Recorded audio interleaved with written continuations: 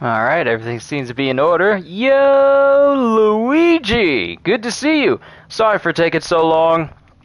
Uh, just had to finish up the latest episode of Loki, and well, it was pretty good. I enjoyed it. There is something I kind of want to talk about while we're playing Warframe, and mind you, there's a lot of things on Warframe that I have yet to do. I am going to take advantage of this affinity booster so I can level up my frames, level up all my weapons, so I can push my next rank, because I'm running low on loadout slots and I have new primes that don't have their own individual loadouts, because I'm trying to get loadouts for each individual prime frame. So I'm just kind of, messing around with that a little bit. I got a lot of catching up to do. There's a lot of missions that I haven't done. There's a lot of weapons that I haven't fully leveled. So I'm going to work on them as I can. Now I got Gar Prime here, which is the latest Prime. Through very careful trading, I managed to get all the parts I needed for her shotgun, and her giant glass war axe. I'll probably change the highlight colors of the glass into something a little bit more fitting, possibly not red. Hold on, let me see. No. An unexpected color combination, operator. Yo, D-Train, what is going on? It's been a while since I played Warframe on this channel too, so yeah, there's that. Energy. And they just released oh, there it is. They just released a brand new regular frame called Yareli, which is essentially what would happen if you created a mermaid, and turned her into a frame. So that's currently a thing right now. I might go with blue coloring on her due to the fact that she's basically the glass user frame. So blues and light blues might be the best option for her. Emission, let me change it to a different type of blue.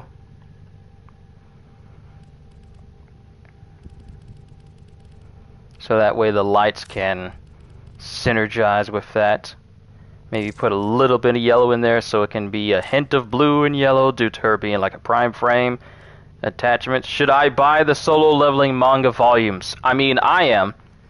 Granted, there's only one volume out right now, and I have one, but since I got it from Amazon, they were really haphazard with it, so there's like some frayed edges and an indentation mark in it, so I might just go to Barnes & Noble, see if I can find a different one, and just replace it with that one, because I like for my manga volumes to be in pristine condition. I don't play that frayed edges, messed up binding, spine, book nonsense. I like my stuff to be pristine.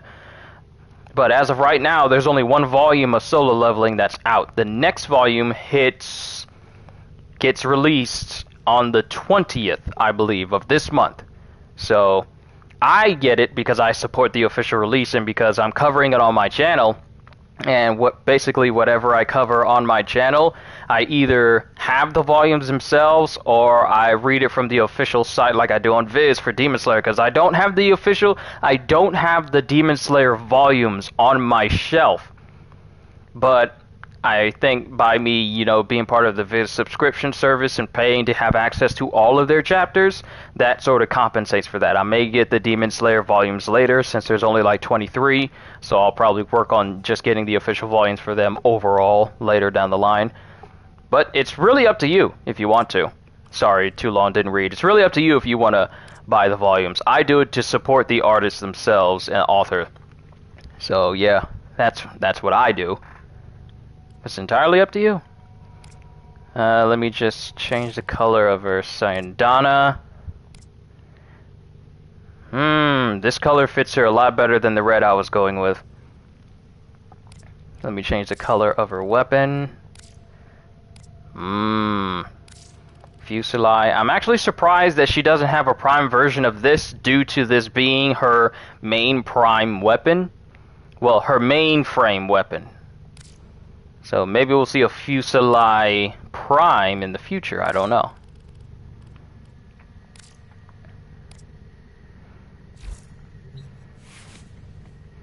But we're not going to worry about leveling up Gara just yet. How many days do I have left? 20 hours, 46 minutes. So I have plenty of time to work on this frame.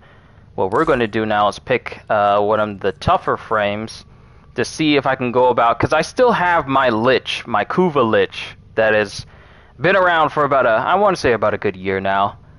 And I just really haven't been spending enough time. Here's all the Prime frames that I have. I basically have all of them, except for Excalibur Prime, which was only available for people who funded this game's like part of the Founders Pack at the beginning of Warframe when it was first introduced, and that was the only way you can get it.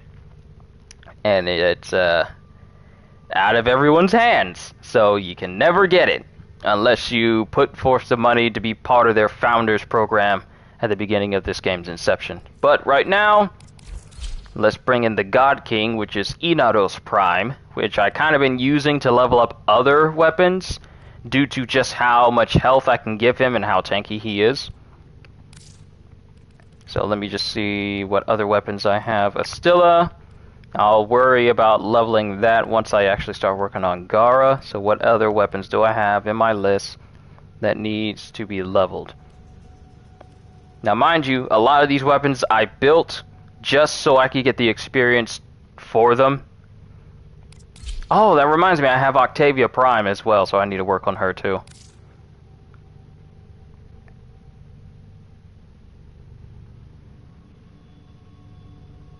Alright, what needs to be leveled next? The Pandero. Twin Gremlins. Gotta work on those. And let's see. Everything is maxed out so far through here. So the Kreska is going to be next.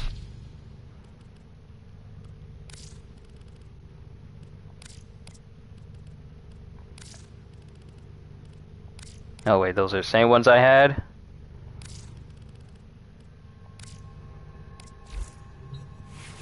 Alright. Let's go and move forward. We're just chilling today, playing some games. You know how it is. My Kuva Lich has basically taken over Eris, Pluto, Neptune, and I want to say some spots in Saturn, and possibly Uranus. Relevant personages in mining, personnel, and security.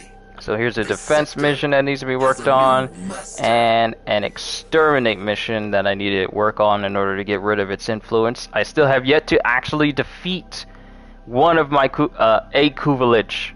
Like my very first Lich, I have yet to actually defeat. Hold on, let me see if I can come down here. Its name is Kali Dib. Blood, the Queen's Kuva. Death will not end me. Hey, CJ, what's going on? And this Kuva Lich was made from like the blood of Mesa Prime. It was so long ago. But I don't have the necessary things in order to actually take it on, so... you put me all the way back here. So let's actually take on some missions and see if we can clear out the influence of my Kuva Lich. That's not really the goal today, we're just messing around on Warframe because there's a lot of story missions I haven't done, like the Deadlock Protocol, Heart of Deimos. I have never been to this moon yet, which is another free roam zone that they created for this game. Now mind you, this is a free-to-play game, and they're releasing so much stuff for it. Like, this is how you do live service games. This is how you do it. This is how you do live service and keep people invested. They keep making newer open world areas so that you don't have to go on different missions. You can just go into these open worlds and just complete missions with pretty much no time limit. And just explore if you want to, take part in missions if you want to, do missions with friends if you want to, options. Now mind you, free to play. But given how people want to support them,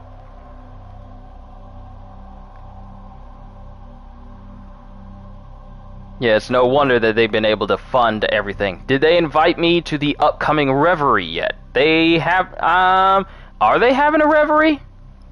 If they have, I got no invite. I might not be as big of a name for them to see me as someone to invite onto one of their Reveries. That might be one of the things. That might be one of the things. I'm not worried about it either way. I had fun in the last reverie that they had. You know, watching and everything. But no, I didn't get any invites.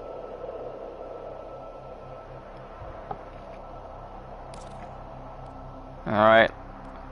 Let's go to Sycorax. Do a regular exterminate. Okay, this is set to public. Which means I should probably make a party, so just in case I'm in people.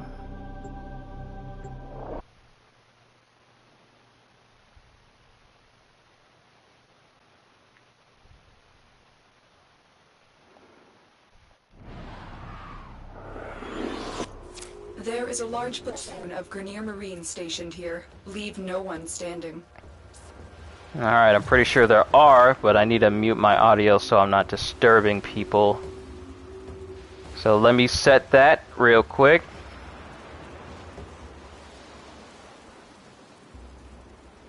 Okay, disable game chat audio. Oh, that's a quick set option right there. Cool. All right, so if I play with people, I won't be able to hear them, but they won't be able to hear me, but at least you guys can hear me overall. All right, we're good. And it was just a quick select option.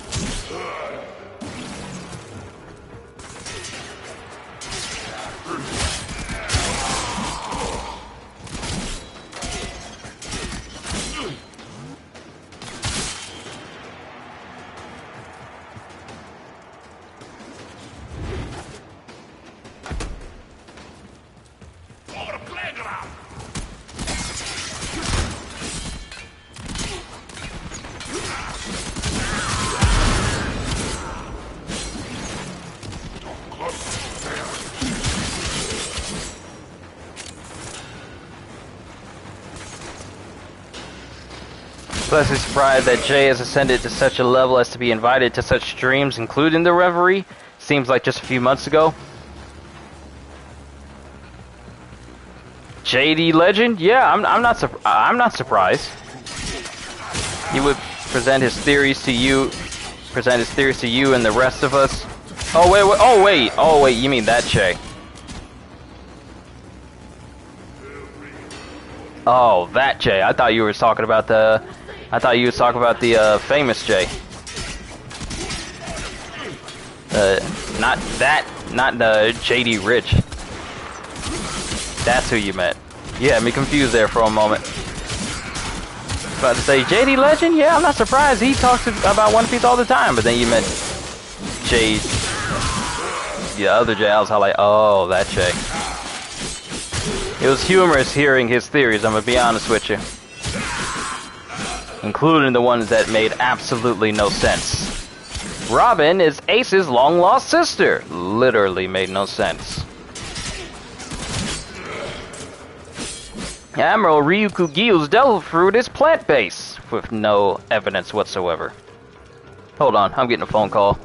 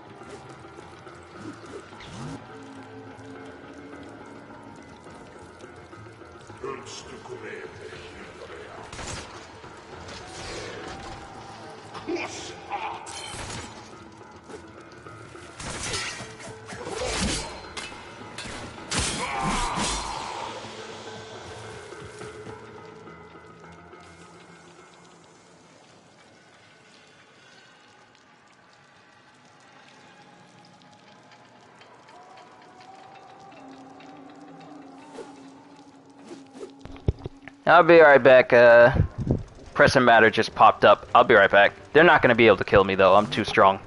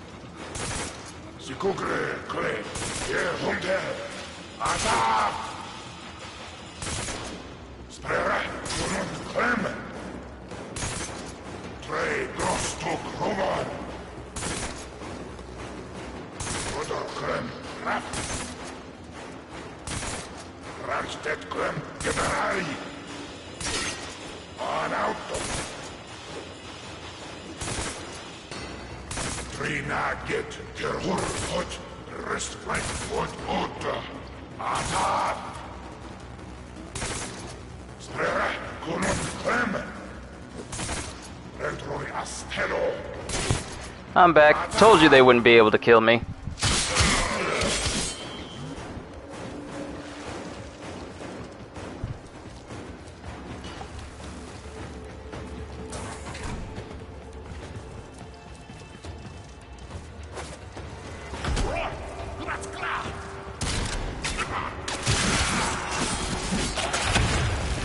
Throw some sand in their face, regain some health. That's the unique thing about Inaros. All I have to do is just throw some sand in their face, I can execute them, and then I just pretty much just suck all the life out of them.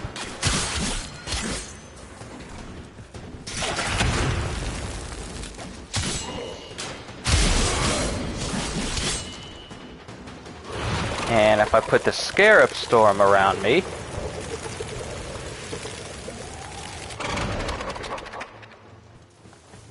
I get resistances to all different types of things. Can I get a weapon like Lubu or Kenpachi in this game? There's a massive sword. I got a ton of weapons, I'll show it. When I'm done with this mission, I'll show you all the weapons I have. And we'll find one.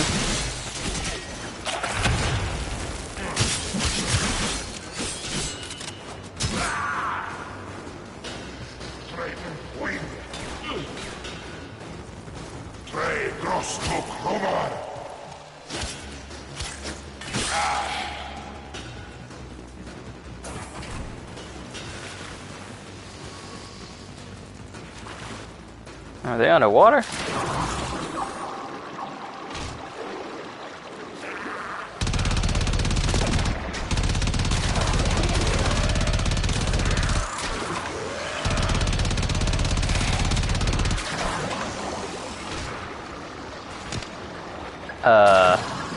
There's a whole mining vehicle down here?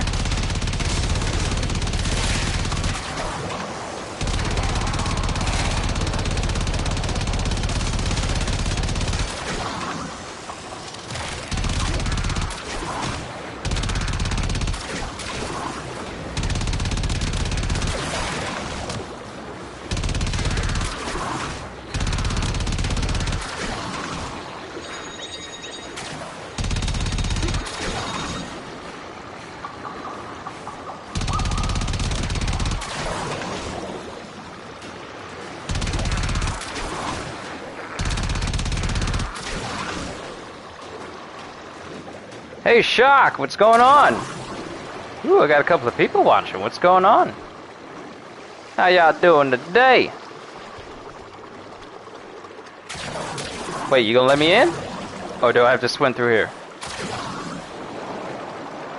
Oh, they're gonna make me work for these kills. Oh, I saw someone go in there.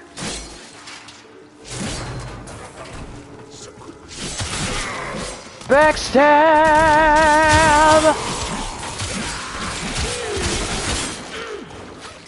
Ah, I can't use my abilities since I'm running low on energy. I probably should have put equilibrium on me.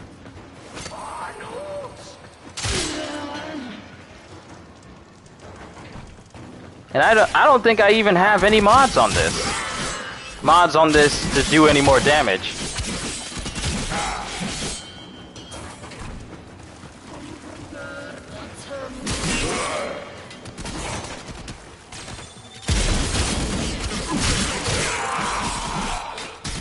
See, this is what I like out of a live service game, because the thing about Warframe is you got missions that are just so ridiculously easy that the enemies can never touch you, and then you have missions where they become so hard that you have to make sure you cover all your bases before you even try taking on that mission. That's what you call doing a live service right. Had a fun day and hopped on YouTube looking for music. Alright, Shock. As long as you're having a good day, that's all that matters. Hopefully I can add a little bit to that. Oh, no you don't. Who was that?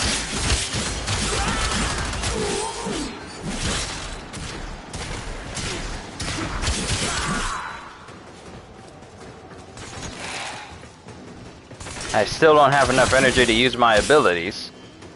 So I'm actually surprised they're not dropping any energy orbs for me to get my energy back.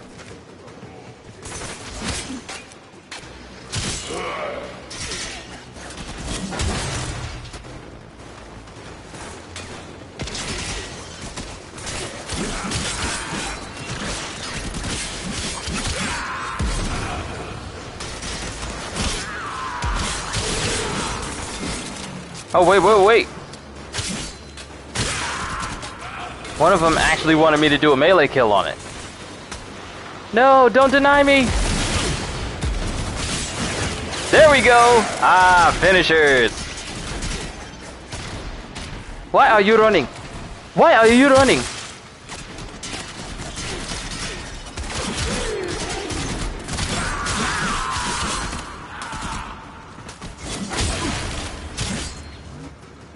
And since this is there's a gas effect on this weapon, they basically disintegrate after they die. So, it's nice. When you get that status effect up to 100%, oh, they hurt. The enemy is broken. Well done. Now get to extraction.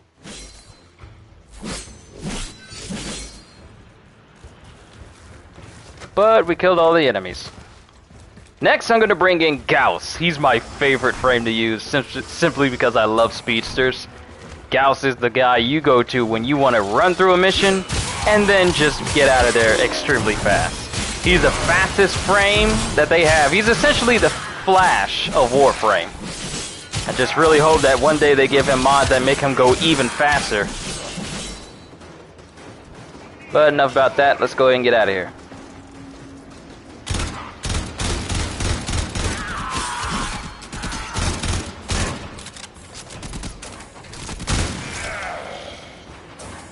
And it's funny to believe that back when I started, when I first played Warframe, it was on PC, back when I had that rinky-dink, I want to say Asus laptop, you know, the one where my fan was constantly rattling around and it was annoying for you guys.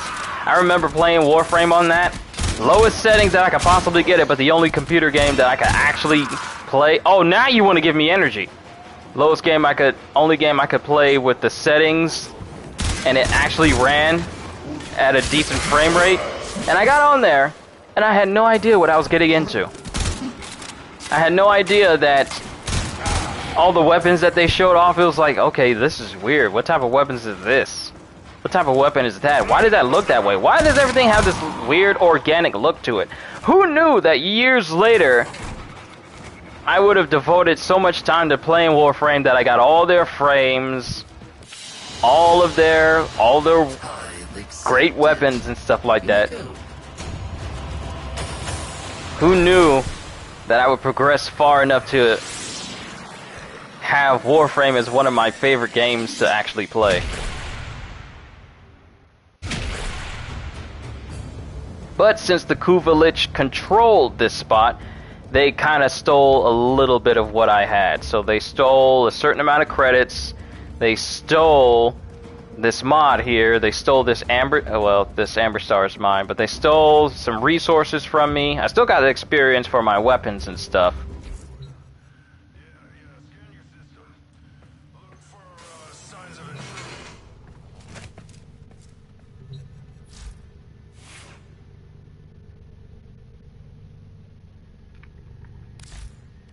Alright, so net is going down. It was like 4 minutes behind, otherwise having a nice night after catching a stream and hoping you're doing... Okay, so I understand that whole internet thing completely. There are times when it just doesn't want to really work for me, and it gets kind of annoying, to be quite honest with you.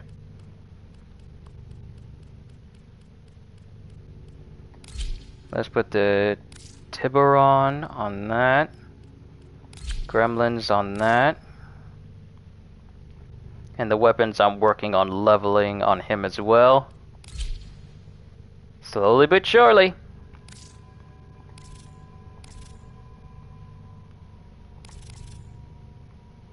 Completely black with hints of red.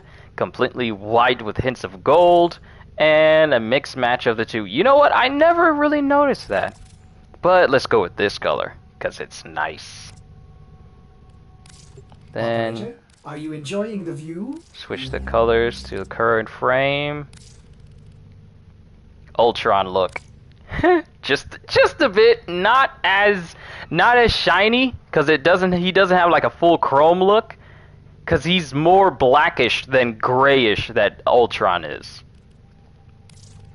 Because if I wanted to go for a full on, oh wait, this is for the weapon. If I wanted to go for a full grayish look, then I would have to Strange. switch. Ordis did not see the value of those photonic wavelengths until now. Well, one of these. One of these.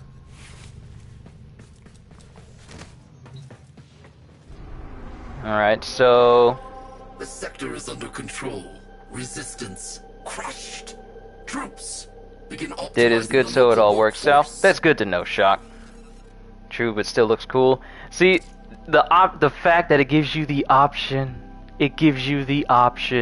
to change so much color. It really is nice. Let me double check and make sure that my audio is in fact muted in game. It is.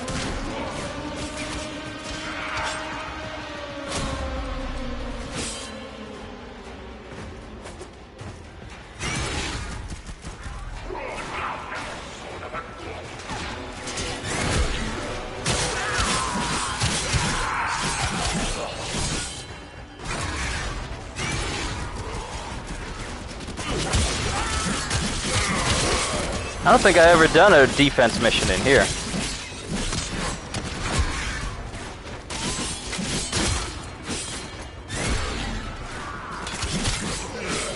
I love running with this dude.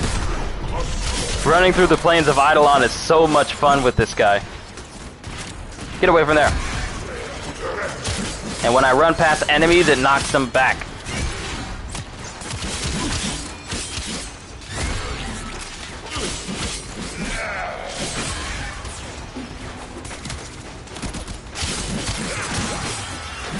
Oh, they're using Ureli, the new frame that they released.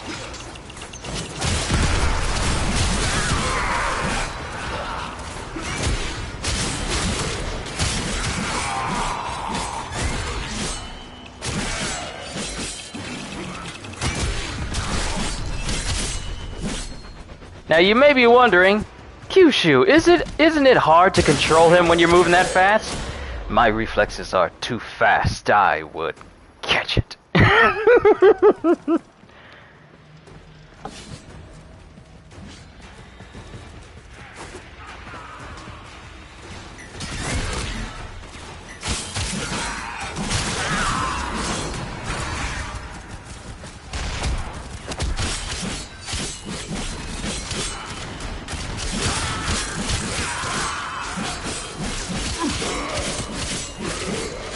Hopefully they make some changes to his overall speed so that when I use my powers, how fast I go is dictated by my ability strength,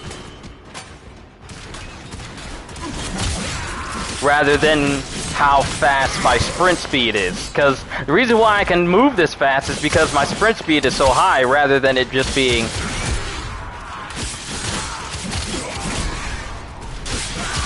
See that? You gotta have some reflexes to make use of this boy. Even my shockwaves be knocking him back. I love this dude. When they announced this guy and told me he's gonna be the new speed frame, and the fact that his special skills and some of his mechanics on him, like you see those parts pulsing on him, those are like revving car parts.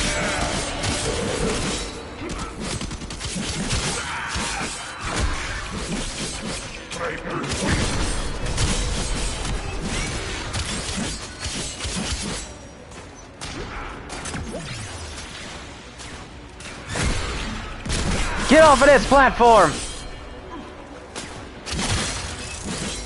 Now mind you, I'm not using my best weapons because I'm only just putting weapons that I need to level on him. Ureli!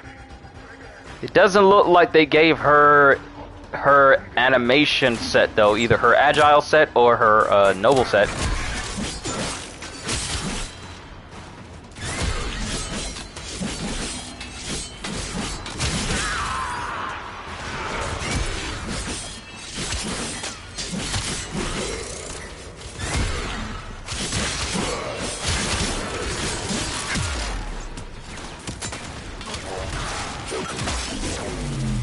Freeze everyone inside.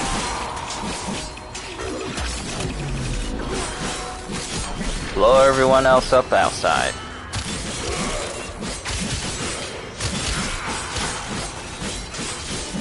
Should download and give it a spin. How's the learning curve for Warframe, by the way? it's very inviting for new players. I'm gonna say this much. Once you get into it, you'll start to understand like there's deep mechanics for this game. Finding the right build for your characters, building weapons and everything. It introduces all of that to you. And the thing is, it can be done at your own pace. So it's not like, you start off the tutorial and then you're thrust into a mission where you have to learn how to sneak past lasers and spy missions, or how to it teaches you everything you need to know. So the learning curve is not that bad, especially if you've never played Warframe before. It's a very easy game to get into. And a good game to master once you get to it. I'm not a master at this game, but I've been playing long enough to know that if I hit things and they bleed, they die.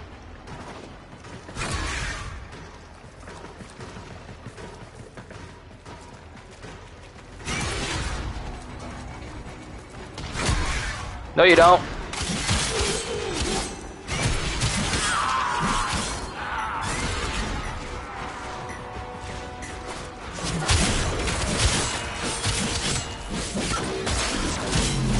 Everybody freeze! And I'm not even using a frame that is specifically geared towards freezing. Ooh, maybe I should have brought Frost. He's the freezing frame.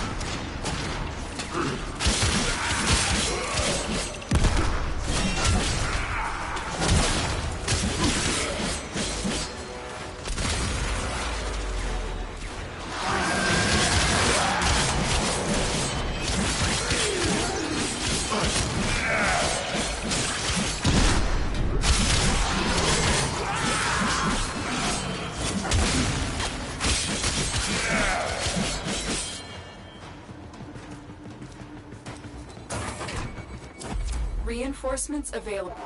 Do you choose guess to I want to leave. now, or Well, continue it'll fighting? count as the mission's done, and that'll be one less Kuvalich here at this mission. Gremlins are almost maxed out, Tiburon is getting close, and the Kreska is getting close as well.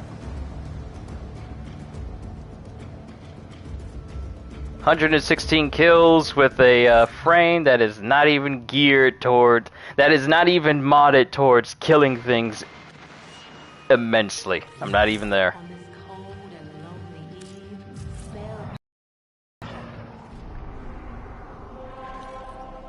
And the Kuvalich, the presence of the Kuvalich is still here in Stefano. But there's plenty of it here. Actually, you know what? Let's go to Earth, then we'll go to the plains just so I can show you what one of these open areas look like. So let's go to the plains. This is one of 3 areas.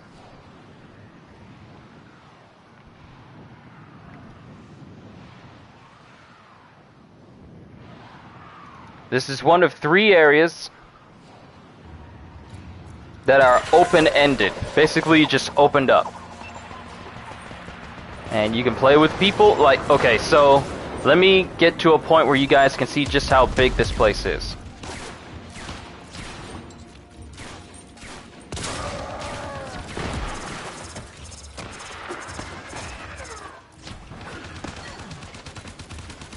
Alright, so you see this whole area? There are boundaries, but basically everything across this whole area you can go to. That far off mountain range all the way in the back, this is a open world location. Want me to prove it?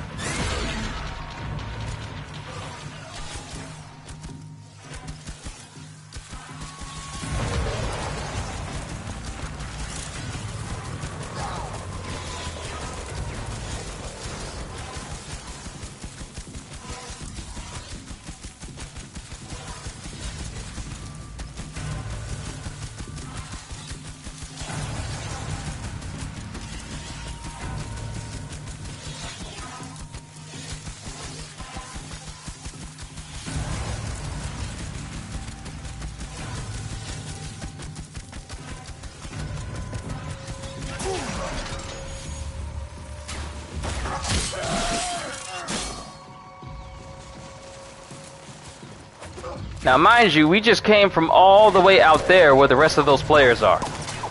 They are a considerable distance away.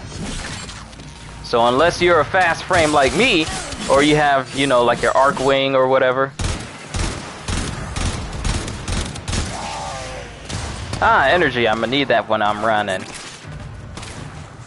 I'm also fast enough to run across water as well, so yeah, that's another good thing.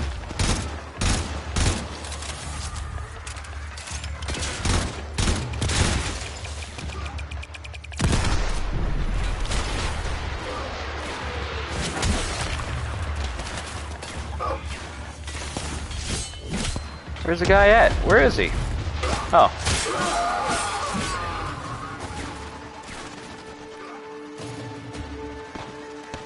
I got 61 energy, I could use more.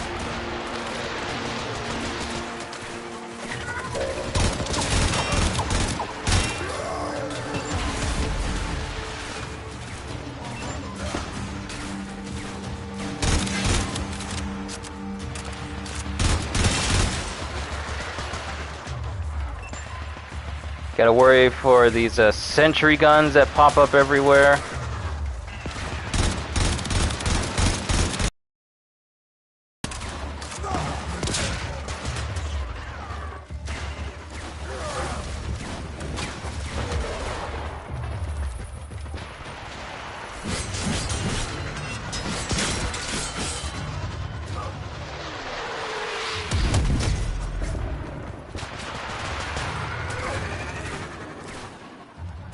Yeah, I guess they want to sabotage the supply lines. Blades living is tough living. Grenier are finding that out the hard way. Let's make them find out a little faster. Cut off their supplies. Alright, I'm probably going to be the first one to get there if they don't use an arc wing. It pays to be the fastest frame in the universe! There's one flying out there right now. Let's hasten the process by taking out one of the armored supply vaults. I might use up all my energy before I even get there. I will hack it open, but first I need a data mass from the guards. They tracked the data mass. Grab it. Good. Now insert the mass into the console.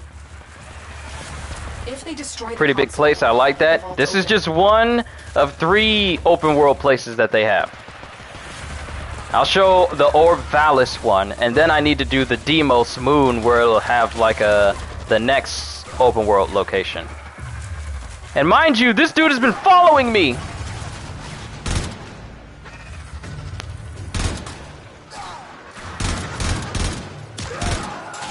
Get out of that ship! Oh wait, I actually shot him out. Alright. I'll take it.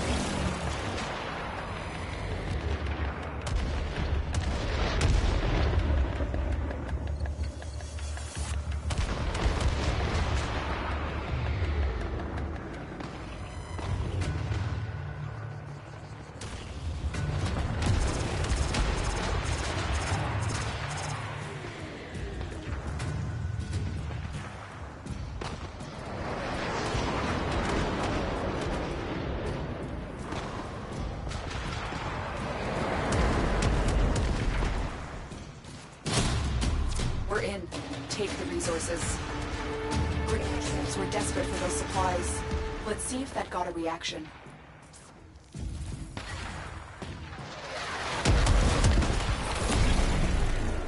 I want you to liberate a key operations camp.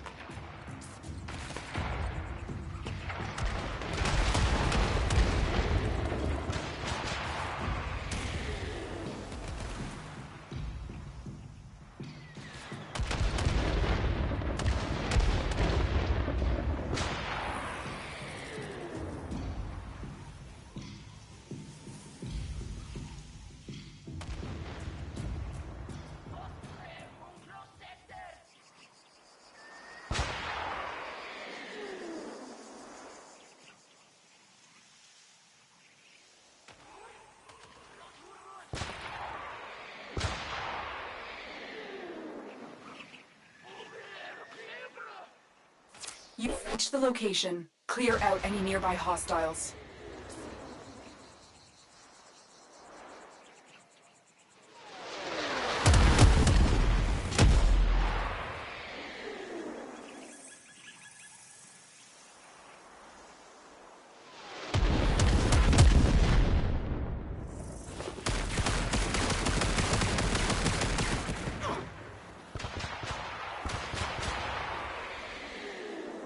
The location is...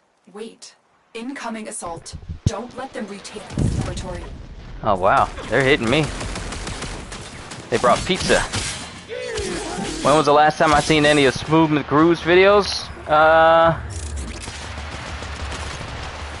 It's been a minute. And host migration in progress. I guess I wasn't moving fast enough. I'm still sliding on screen.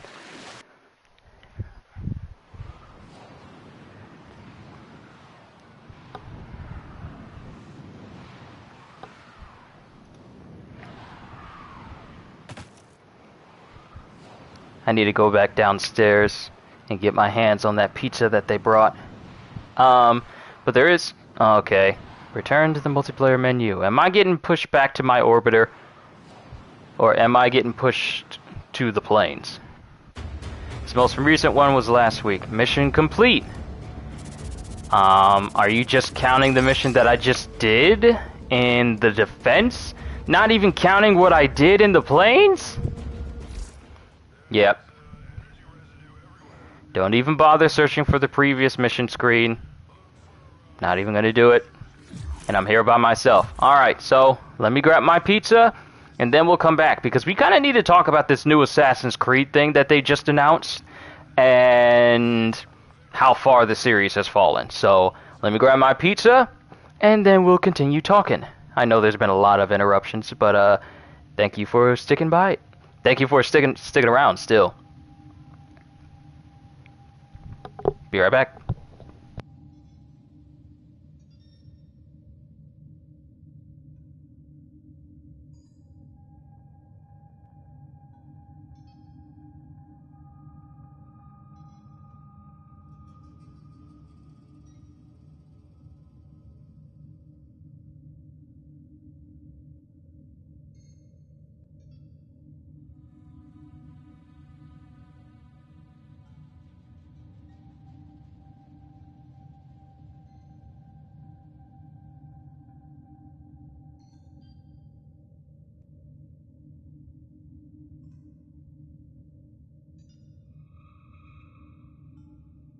Stand by while I analyze the intelligence profiles of the Grineer. Error, not a number. Did the operator enjoy this witticism?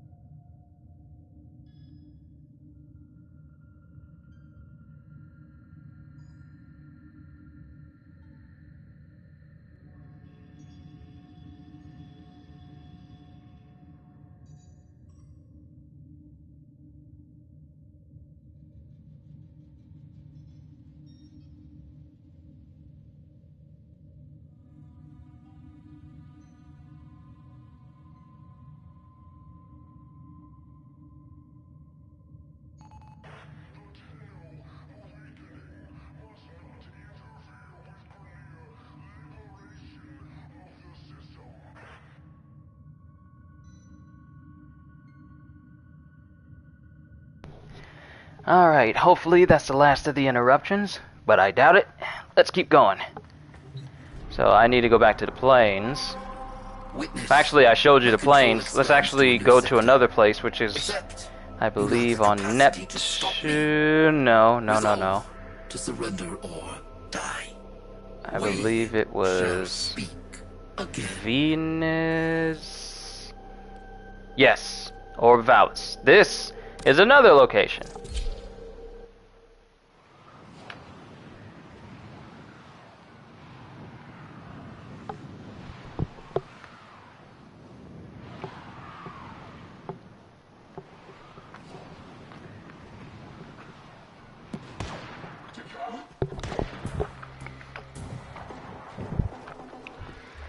A frozen wasteland with plenty of massive mushrooms and vegetation.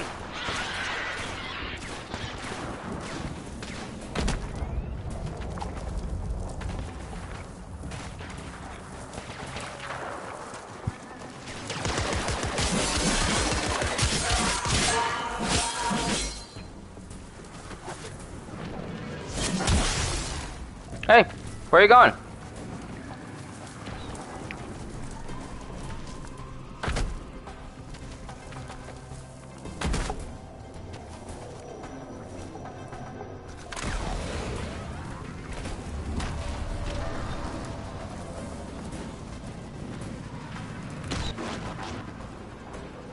Oh, he just wants to do tricks off the mountain. That's it.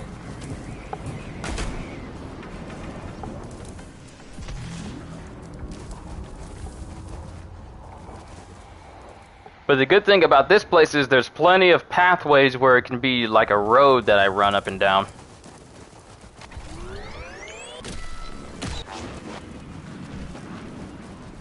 Are y'all just gonna do tricks all day?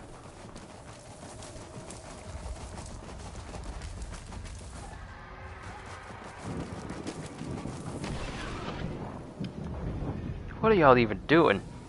The place is big, I will say that much.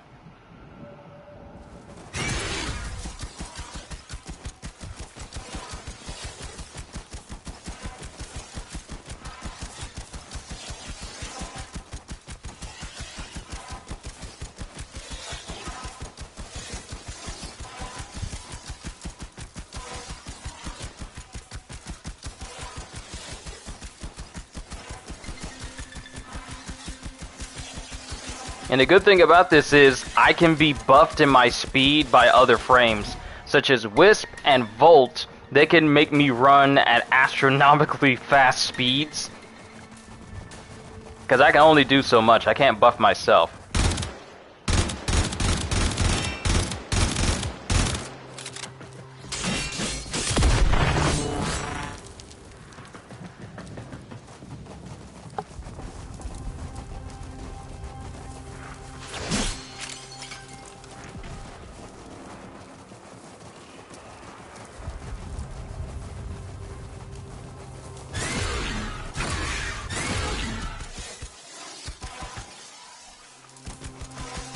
See if I got enough juice to run across the water real quick.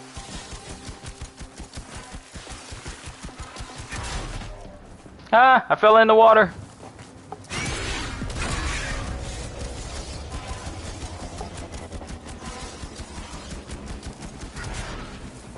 Are you trying to get us to go back to the main hub area? Is that what's going on?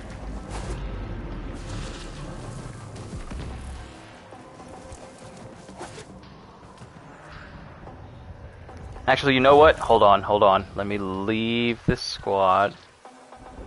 Actually, yeah, let me leave this squad, but set it to so it's just me so I don't have to worry about being stuck with other people. So what I'm going to do is I'm going to go inside of the building.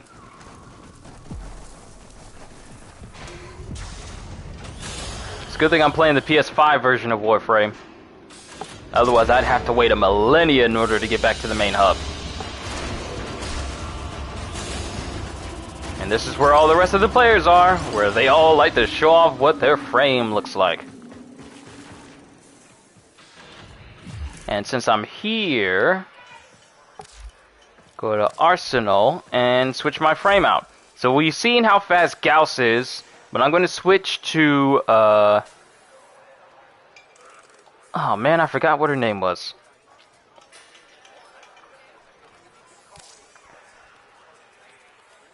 Zephyr! Ah, that's her name, Zephyr.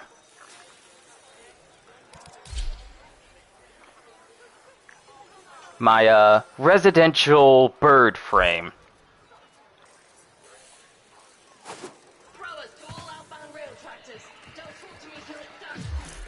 Alright, switch to solo. Look at all these people ready to show off just how good their frame looks.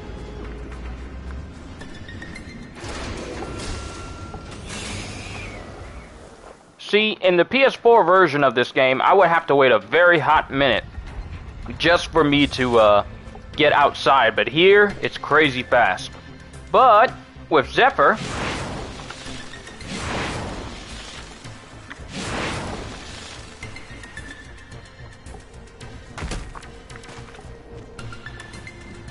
I can kinda fly.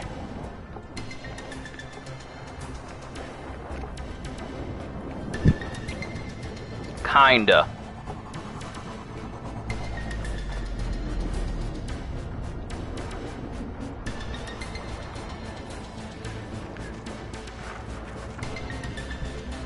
That thing does not know how to fly.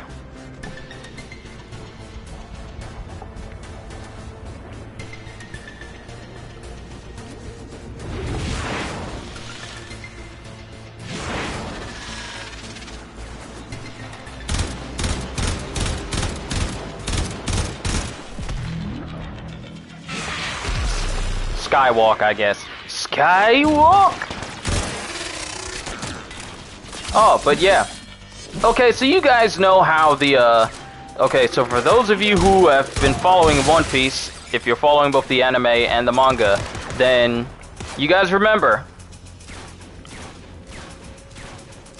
how the warlords are currently being chased and, in order to be arrested by the, world government and the Navy, right? And a lot of us said that, oh man, the ones who are going after Mihawk aren't going to make it back alive. One thing I did not pay attention to was something I saw in someone's comment, because the person who was in charge of that episode is going to be doing the next episode of One Piece, which means we're going to be getting some movie quality.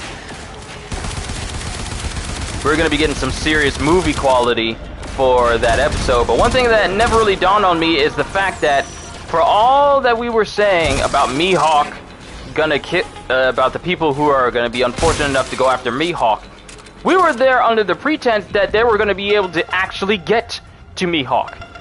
Cause you know what other line of defense is on that island other than Mihawk? Those baboons that trained under Mihawk and then trained with Zoro. So before the Navy can even get to Mihawk, they gotta get past all those mandrills that have been honing their skills to be like Mihawk and fighting humans and fighting Zoro. So think about it. You have an entire troop, possibly a small army of mandrills that trained against Zoro for the past 2 years. So that means those mandrills are close to Zoro in strength. Not to mention the mandrill that trained, that pretty much imitated Mihawk's fighting style. Before you can even get to Mihawk, you're gonna have to get through them. And if you're not as strong as Zoro, you're not even getting nowhere close to Mihawk. That's something that never really occurred to me.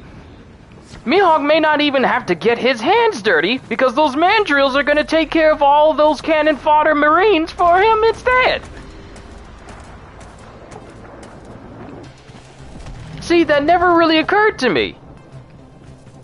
Mihawk, we may not even see Mihawk fight because he may not even have to. Because those mandrills are just going to take care of the Marines themselves.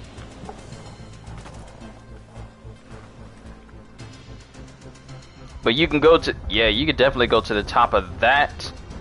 What else is a big spot around here? That isn't covered in smoke.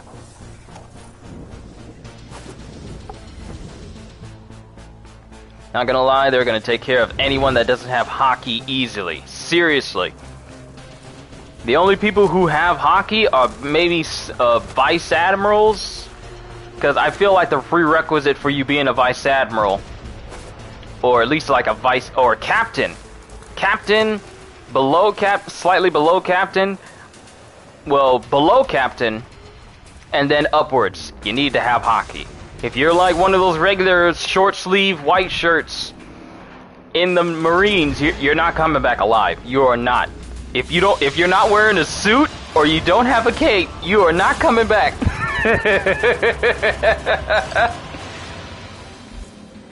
But yeah, all those people who are sent to go up against Mihawk, they may not even be able to get close to him because those mandrills are gonna, you know, they gonna flex. If they're as strong as Zoro, they're definitely not getting to Mihawk. But let me see what good swords I have. I have the Nikana, which is basically like a regular katana. And then there's the Tatsu, which is basically well, actually we have the Skijana. Skyajati. That's a even bigger katana. I wonder if Mihawk actually left to go somewhere the next time intermission happens. Maybe, we'll have to see. We have no idea what's going on with the warlords or anything outside of the world of Wano right now. That's the thing, we have no idea what's going on there. But here's the Tatsu, here's the big old two-handed sword. Now, unfortunately, you can't use it one-handed like Kenpachi does, but you can use it two-handed.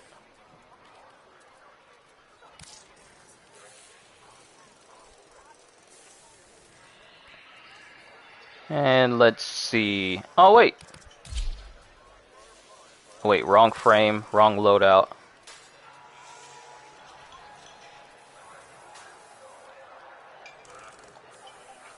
Who else is a flying frame? There's Harrow, Hildren, Gauss, Garuda, Baruch, who's basically the airbender. Credits for dishonest work. Keep your voice down. I've got a cover to maintain. He's basically the airbender of the group. His special move allows him to throw out, you know, Buddha palms everywhere and just launch people. Which made me almost make an Avatar-style intro for Warframe where, you know, water, fire, earth, air, because there's a lot of frames that fit all of those criterias. But I do need to focus on the other missions that I have. Back to my ship. Let's see if I can do one of these story missions that I have yet to actually do.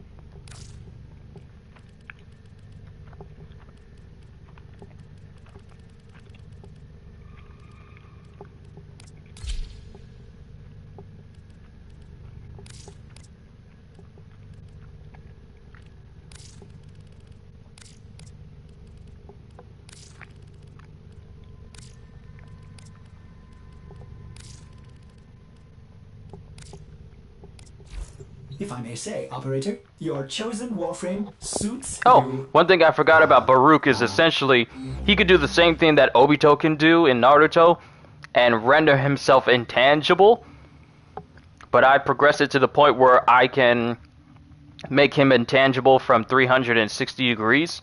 Actually, let me see if I can pull up his skills to show you. Abilities. Elude. Dodge all incoming projectiles, but only when not attacking. Use again to deactivate this ability. So I can basically make myself intangible everywhere around me. I have my mod set to where it doesn't drain all that much. To start, it doesn't drain, and it drains 0.63 energy per second. But I made it so that no matter where I am, as long as I'm not attacking, nothing can actually hurt me. No projectiles can actually hurt me. So it'll go through me just like stuff that that goes through Obito when he uses his time-space ninjutsu, like Kamui. I basically can do that.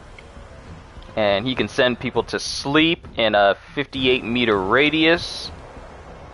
Summon a bevy of orbiting daggers to seek out enemy guns, destroying them with a small explosion. So basically I can make it so that anyone who's using guns against me, I could just make them blow up, so that they're forced to use melee. And then lastly is the Serene Storm, which is basically the, Buddha's palm there.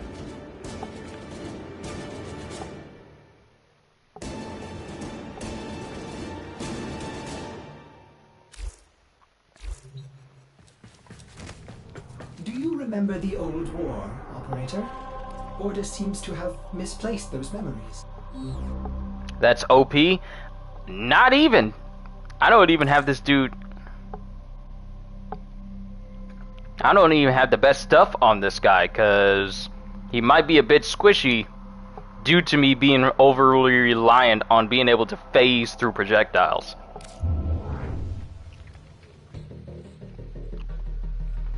Alright, let's begin the Deadlock Protocol, which I have not started since they actually initiated it into the game. 7 for, 7 against.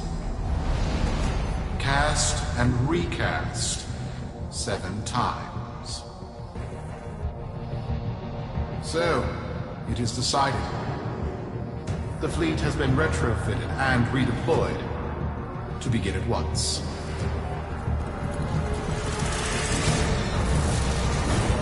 New lanes. Trawling for old things. 8 trigram sky palm, pretty much. By prophet He's the and gentle Lord, fist frame. by the blessed handless founder, we hereby invoke the Deadlock Protocol.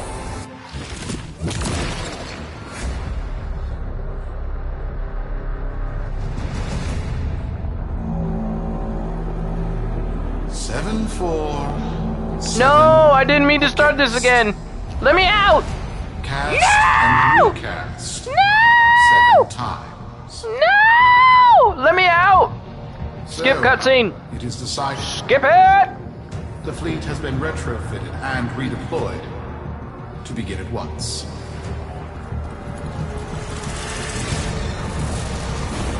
New lanes. Trawling for old things. By prophet and void, by the blessed handless founder, we hereby invoke the Deadlock Protocol.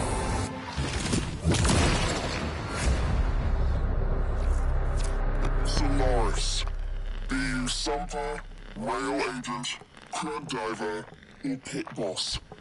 Hear this.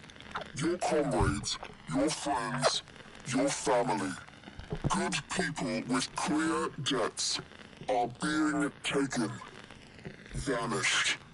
Nathaniel, in his hubris, is writing checks and cashing them with Solaris lives. There is upset in the halls of Corpus Power. The foundations of their kleptocracy tremble. To Neth, we say this. You are seen. To the Solaris, make yourselves heard. To those who have aided us in the past, join us now. You are needed. Well, that sets things up. Can I give you my best Rokugan gun? Sure. Saidirin. Rokugan! Had to move the mic away from my mouth, otherwise it'd be screeching in your ear just a little bit.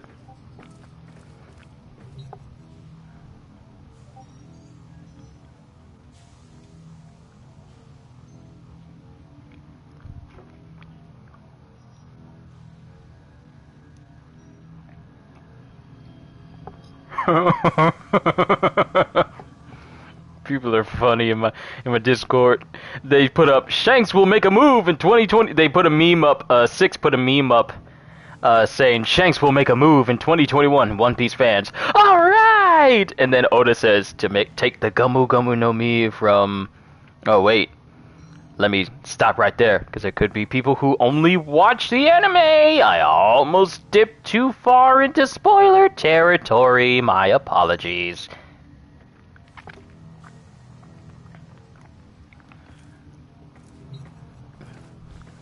There. Kurozu. Alright, decipher the deadlock. Cytherian on Venus, level 10 to 13. Let's go and do that.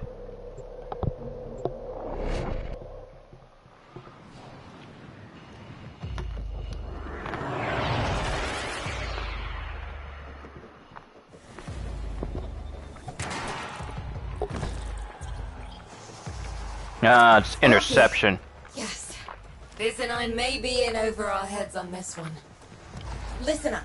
This deadlock spat is costing Solaris lives. The Corpus founder, some long-dead cove named Parvis Granum, carries a lot of messianic clout. Well, Neff's claiming the old man's got an heir. If true, that heir can, by rights, claim total control of the board. Board schisms and infighting might be the main reason SU survived this long. If the board unifies under one person, one found by Neff, our people will never see daylight. I need you on this. You in? Alright, as long as there's no one foolish enough to try and... Oh, no you don't!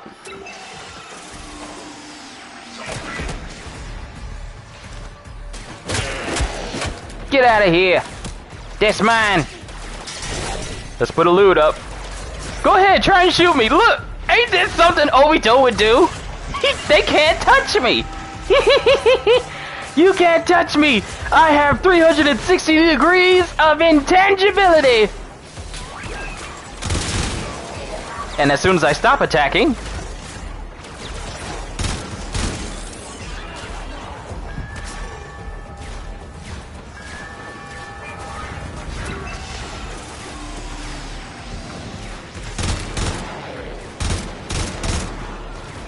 Hey, that spot's mine. See, my shields aren't that great. My shields aren't that great and my health isn't that great. But my intangibility gives me that ability to hit them when they're reloading or at the last possible second.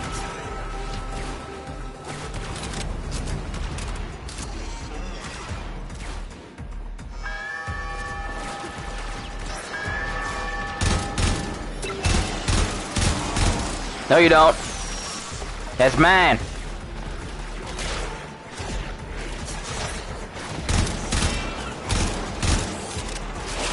It's Neff, all right. Patching through.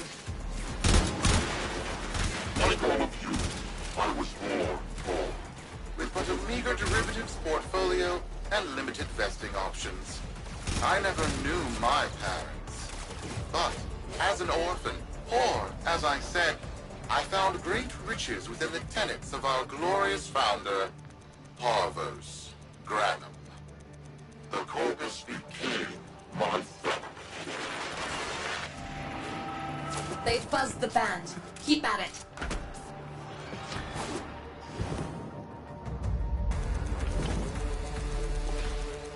I just need to keep going back and forth. If I was playing as Gauss, I'd be able to get back and forth to these places, no problem.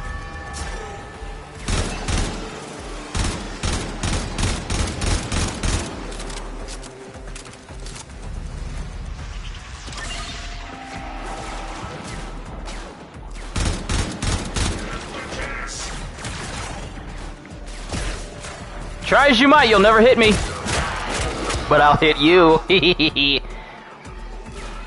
See, if you build them right, even a squishy frame can be viable.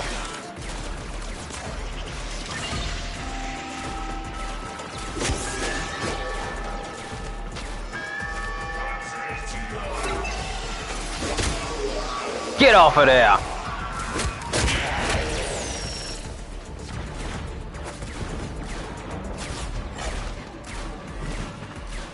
Always circling back because you never know who tries to run up on here. They trying to run back! They trying to be slick! Get out of my space! Get out of my space!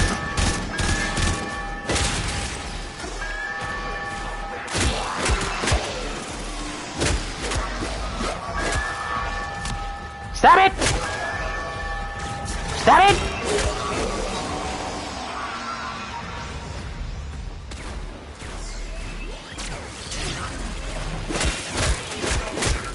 I'm sorry, was that supposed to do something? Sit down. Nope. Stop touching stuff that don't belong to you. As my wealth blossomed and my humility grew vast, I began to see a certain similarity. I wondered, who am I really? After a protracted negotiation, my birth mother sold to me the secrets of my conception. Wait, what? Get that signal back!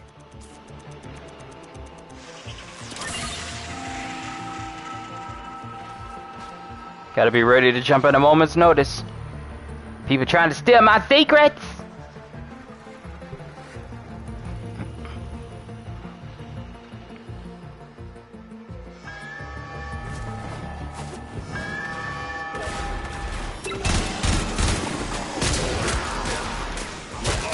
That's my spot.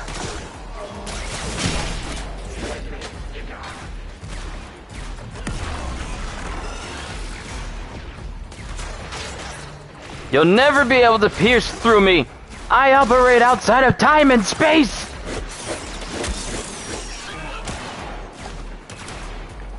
I am too much of a pacifist for you to defeat me. Lay down.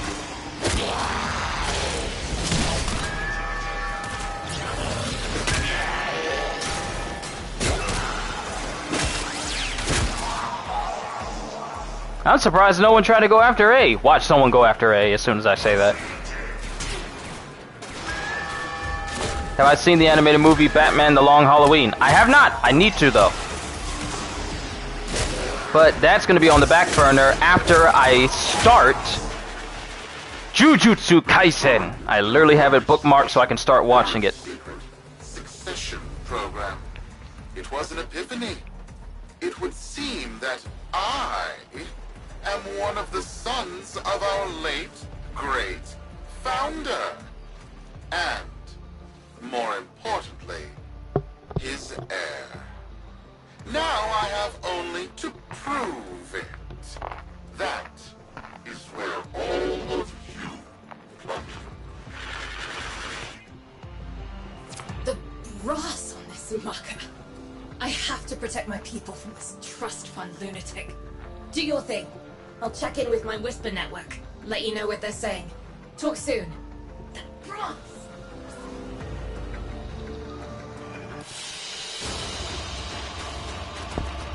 Well, that's one mission done. And the twin gremlins are almost leveled.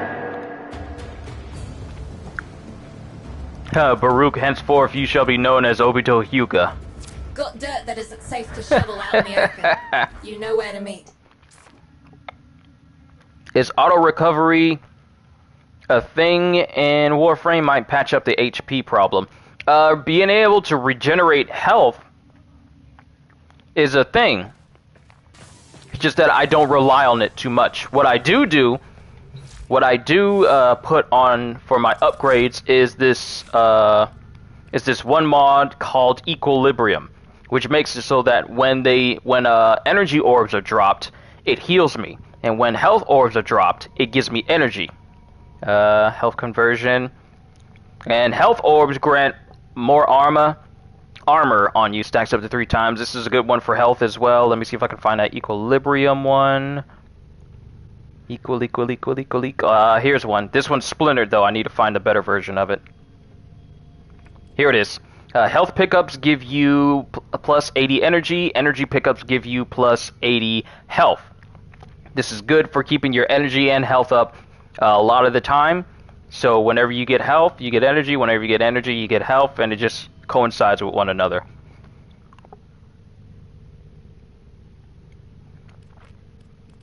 So it kind of works out. Can I do any version of Calendar Man? I probably have to look up his lines from Arkham City because that's where I've heard him the most. But that's just me showing off Baruch. What I didn't even show off his Hyuga style taijutsu, so we got to do another mission with him. We got to show off his air palm. We got to show off his 8 trigrams air palm. You know what? Since he's basically like a Hyuga style dude with a mixture of Obito's Kamui, I might as well change his main weapon to the Kogake, which is basically melee, just straight up fisticuffs. These are fist and foot weapons, so he's doing also a whole bunch of acrobatic stuff as well. So I'll just do that so that when I'm going up against people, I'm just straight up punching them.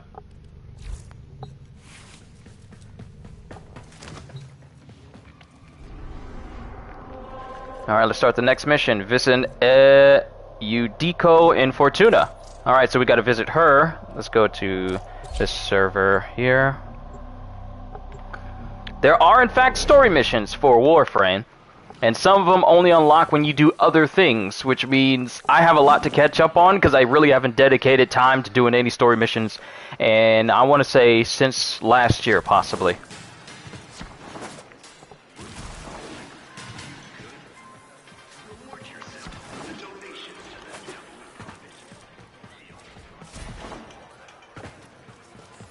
He's also on Long Halloween. I saw an image of Calendar Man on there. He looks a lot buffer than the one from Arkham City, because the Calendar Man from Arkham City is just big. But the one from Long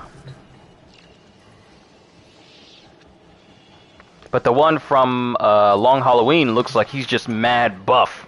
Like he's done push-ups for every significant date on the calendar. That's Yudiko. Is that Yudiko? You want to see something? Well, if you knew who I was, who I represent, you wouldn't have walked in here looking like that. Ah, okay.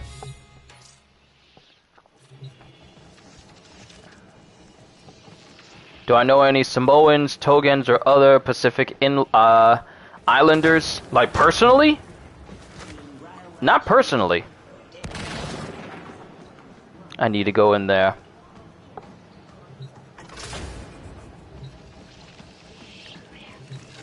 So, Neff's making a succession play.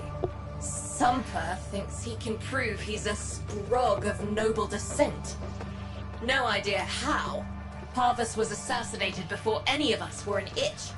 Biz? Look familiar, Outworlder. Warframe, yes, but one of a kind. Protea. Legend says she was built specifically for and assigned to one Parvos Granum.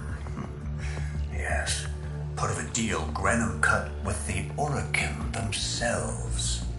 Granum was no amateur. He had real power.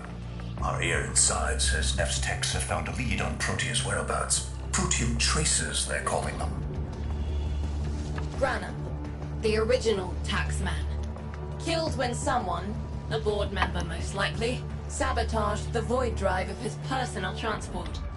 Neff wants gene proof, but there's nothing left to scan. And yet, so they believe, they found Granum's Warframe bodyguard, who was with Granum when that void drive went critical. So, who is to say what's true? Our people are vanishing because of this. That's true, I know it. I don't care if Parvus Granum is dead, alive, or making change tap dancing in a Grenier officer's mess. Sparky, you find what Neff's looking for. You'll find out what happened to our people. Get on it. I never noticed that I misspelled Warframe in the title of this stream. I forgot the R. It just says Warframe. I'm playing Warframe! But you say female metalhead there, CJ. But they only look like that because they're in debt. If you're indebted to the the corpus, then like these people here, you might wind up losing a part or two. So say you're in so much debt, you just basically, well, she's missing a leg, and she's missing her head. There are plenty of people like that around here, who are just straight up missing body parts because of debt. So like a repo crew, in a manner of speaking.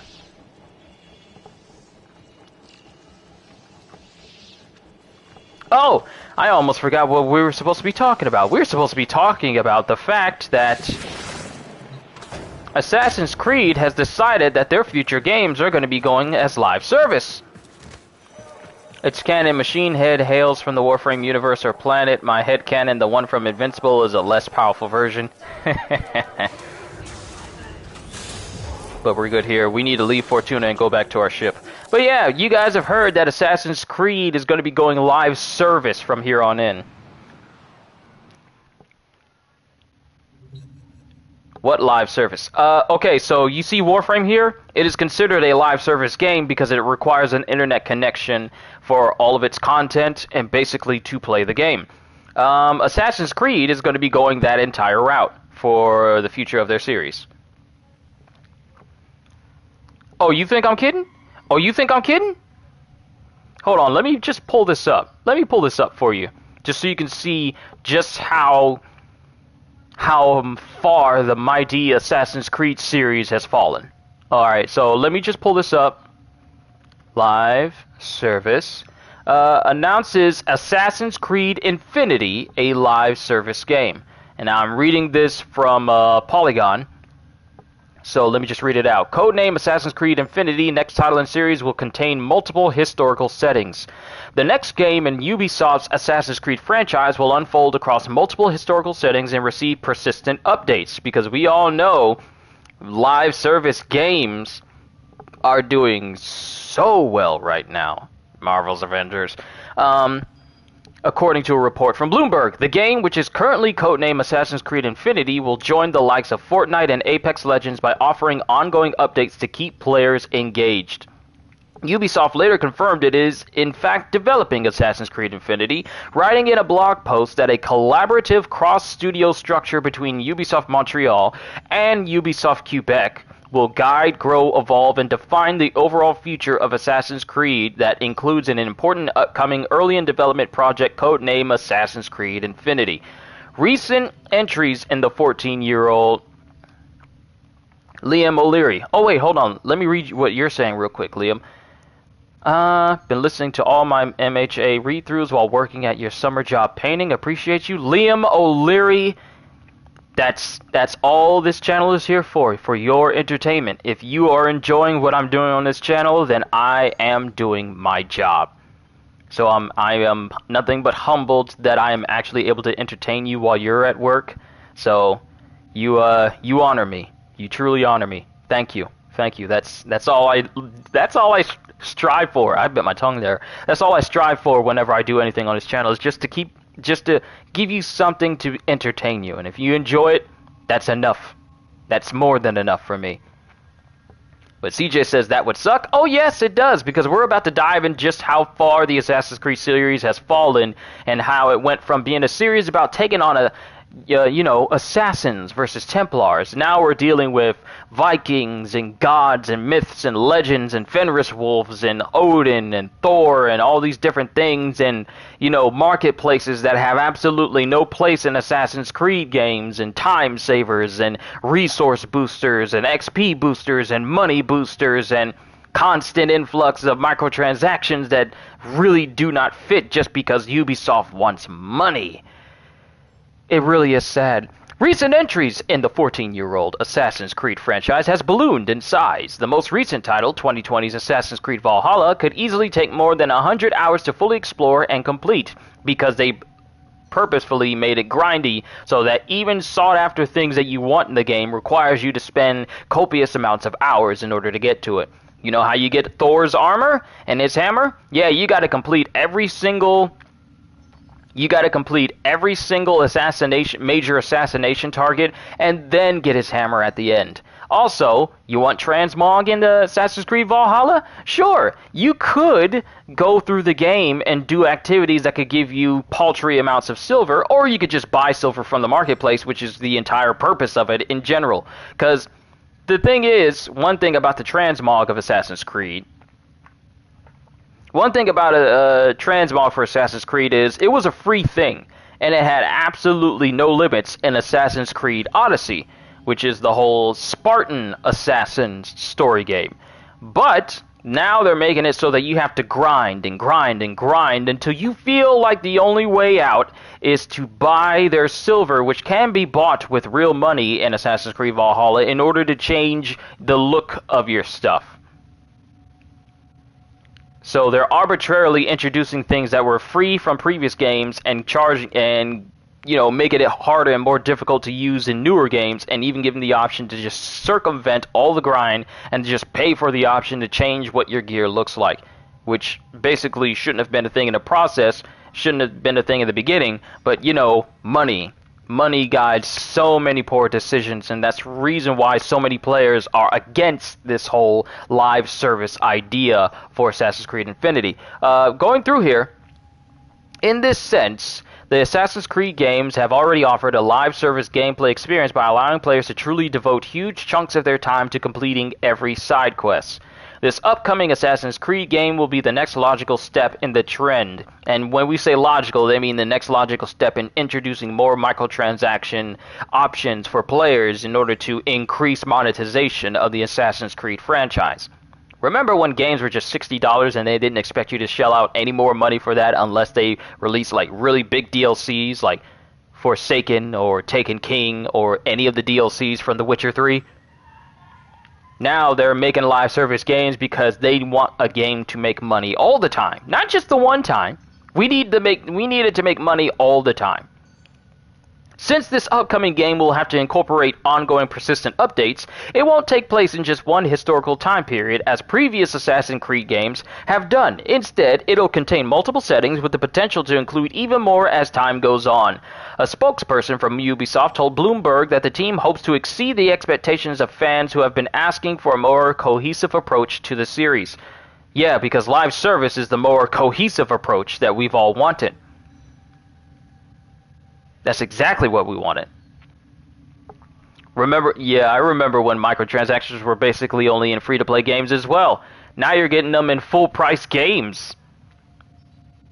Marvel Avengers is... I know I keep going back to Marvel Avengers because it's one of the absolute worst abusers of the entire live service. And it's also one of the most disappointing users of the live service thing. How do you make a Marvel game around the biggest name, one of the biggest name in superhero media, in superhero history, basically, branching off of a decade-long movie franchise with a bunch of spin-offs and TV shows, and you do the bare minimum? Then you'll use excuses like COVID is the reason why we can't push anything out. Oh, we're working with a small crew. Did y'all know that they only have 3 animators working on the Marvel Avengers, and they say it takes 3 to 4 months for them to finish all animations for a single character, and that's why it takes so long for characters to even be released. And that doesn't even cover the whole Q quality testing that the game so desperately needs to focus on, because every single patch for Marvel Avengers is just something broken. Every single time. And this is a live service game that they say will have no microtransactions or loot boxes, and you'll be surprised, I quote you, you'll be surprised just how fast the content is released. It is going on 10 months. We're still waiting on Black Panther. Still waiting on Spider-Man. Spider-Man was supposed to come out this year. Now it's been pushed out of this year. They've even been quoted saying that Spider-Man is going to be released early 2021. It is now July. That is not early. That is going into the last half of this year. So you can kind of understand my aversion to certain live service games. And the idea of Assassin's Creed, which used to be just fine as it is going live service, it just puts a bad taste in your mouth because there have been so many live service games that tried to go that route and have failed. Anthem, Avengers is just barely hanging on. Just because live service is successful for some games does not mean it's going to work for every single idea out there. Apex Legends, it works. Fortnite, it definitely works. Fortnite is banking right now. You want Marvel characters? They give it to you. You want movie characters? They give it to you. Fortnite ain't got to worry about losing out on money anytime soon because they know how to give things that players want to have. Plus, it's an incredibly successful free-to-play game. It's incredibly successful. But just because Fortnite is successful, Apex is successful, Warframe is definitely successful, they push out content all the time. There's never a doubt in your mind of, well, what is Warframe going to do next? They go out of their way to let you know. Yeah, everything's fine. I'm sorry if I'm going on a bit of a rant here, but just the whole idea of Assassin's Creed going live service just puts a even deeper disdain for live service games that are taking a once beloved franchise and just running it into the ground of live service in the hopes of, they say, to make it go for a more cohesive approach. But we all know that this is Ubisoft we're talking about. They're going to monetize this thing out of the woodwork, which makes it even more fearful that they're going to be working on an open world Star Wars game. Because you know they're going to monetize every single thing in there. Rather than continue to pass the baton from game to game, which is the better option, we profoundly believe that this is an opportunity for one of Ubisoft's most beloved franchises to evolve into a more integrated and collaborative manner that is less centered on studios, centered on studios who know how to bring out the best in Assassin's Creed, and more focused on talent and leadership, no matter where they are within Ubisoft. We're looking for people to find out more ways to monetize Assassin's Creed, so we're going to see who can give us the best idea to make it so that Assassin's Creed is an even more lucrative franchise. Evolve is a good example as well. Remember when that was popular and it just fell off the map? Now we have its successor, Predator Hunting Grounds, and even that's not holding up as much as it used to. Remember when every YouTuber used to play Predator Hunting Grounds? Now it just completely fell off and everyone's playing other games? Yeah. Said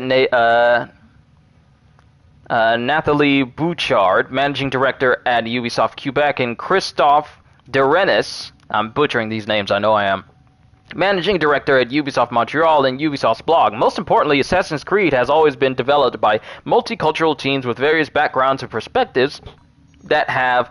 Anime Fellow came in to say hello. Well, I hope you enjoy yourself for however long you choose to stay. I'm just talking about Assassin's Creed trying to go live service in their next game, that have influenced the depiction of its characters, locations, and cultures. While we know there's always room for improvement, we believe this new structure allows us to ensure that diversity and representation within our team continues to grow and match that of our players. I mean, you didn't need to make this game go live service in order to do that. You just had to continue with the structure of previous Assassin's Creed games, but just, add more people to it. You ain't got to be deep and say, like, us going to live service will allow us to add more people to the team. That makes no sense. Because it was fine as it was. But unidentified sources told Bloomberg that some complications remain in the development pipeline. Now, let me just say this: they have all this idea in mind for an Assassin's Creed live service game, but Ubisoft as a company, still has some major issues with its senior leaders. Last year, multiple senior leaders at Ubisoft were accused of harassment and abuse. Bloomberg sources say that some managers accused of abusive behavior remain in senior positions after the reorganization. Asked about this, a Ubisoft spokesperson told Bloomberg employees who have been under investigation would not remain at Ubisoft if results of investigations warranted termination. The spokesperson also declined to comment on individual cases. And here's an update. The story has been updated with confirmation from Ubisoft, which announced that development on Assassin's Creed Unity will be led by Marc Alexis Cote, who will serve as an executive producer of the franchise, the Assassin's Creed franchise.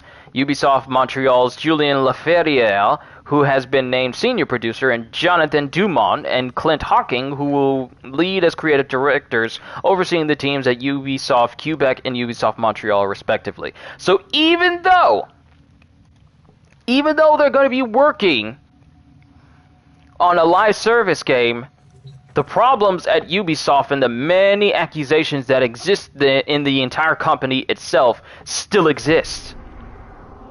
So while they're going on about, like, we're going to be making this live service game, yada, yada, yada, you still have accusations of harassment and abuse. And not to mention the potential for them to force crunch on their employees. That just does not paint a good picture. Because those accusations still exist. But now you want to introduce a live service game and drive players' view of you even further down the tube? That's not a good look.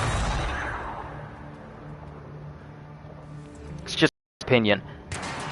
Not everything needs to be live service. Not everything needs to be a battle royale. Should be on board. Like some games it fits. Call of Duty, it can fit. Warzone is pretty much a good example of a successful battle royale. Battlefield, I believe it's a successful battle royale as well, especially with the new Battlefield 2042 coming up. That looks crazy.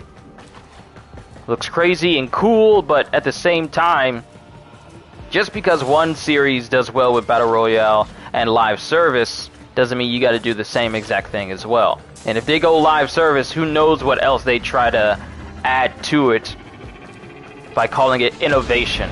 Just don't know at this point. Doesn't it sound like how DC Universe is? I mean, kinda. I mean, the only difference is with DC Universe Online, you can make your own hero. Right. It's a great, big hand. Granum Tribute. Story is, Parvos was missing his left hand. See if you can... I'm surprised the DC Universe Online hasn't gone massively updated. Would we be able to make our own assassins? That's the thing. We don't know. Reset and get our next volunteer into position. What was that? I think it was a void temporal shift. I'm not entirely sure. I've never seen one before. Small, though. About as big as a person. Patch me into the system. Could do with some noise while I'm eyeballing the bits.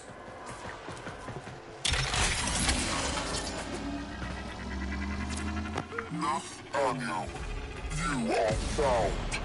Remember the first days of Fortuna. Your failure, our victory. Without the Solaris, your aspirations are nothing. Return our Solaris brothers and sisters, or to nothing. So I swear, you will return. You and your bleeding heart tenor thugs. I really don't have time for this. My robotics, on the other hand, do. Kill crews, take care of this. I have history to make.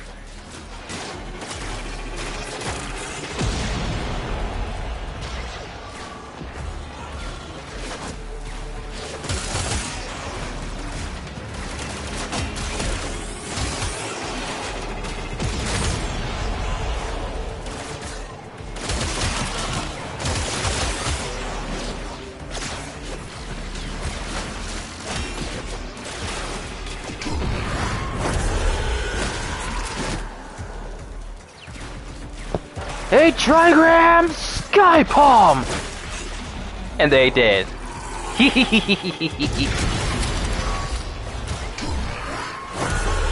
now? Protein trace spiking. It's time! Send in the next volunteer! They're gearing up for something.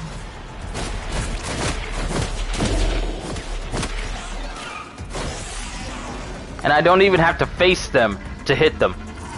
I just need to look in that direction.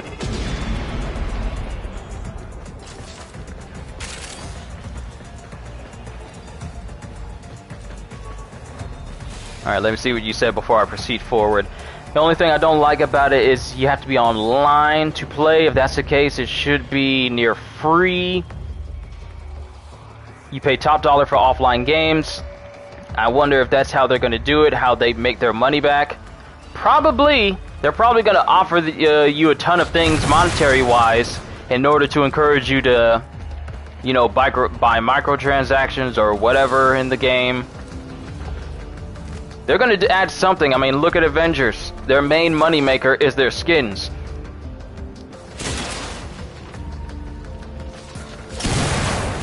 But the bad thing about Avengers and why it has yet to make back its development costs is because it doesn't go out of its way to make these skins that they encourage, these $14 skins, because that's the highest price of some of these skins on Marvel Avengers. They don't go out of their way to encourage you to make it. This! What is that thing? What was that? I'm not. Outworlder, hold position. I'm getting something. They don't go out of their way to make sure that these skins are something that you would love to spend $14 on. They're just now giving us MCU skins after we asked for it, you know, during the game's launch. We're just now getting it. Maybe not. I'm still pulling signal from that jockey's rig. What kind of signal? I don't know yet. Outworlder, don't let them cut the signal before I can decode it.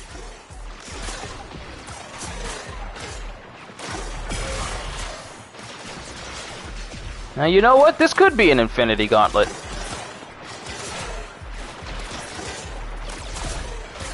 Hoping for a Marvel vs. Capcom 4 since they have the rights to X-Men back. I'm hoping for a Marvel game on consoles that just reminds me of either, you know, playing good superhero games in general. We could stand here all day and you'd never be able to harm me. Your stomps may launch me back a little bit, but as long as I don't attack, you won't touch me. I, on the other hand,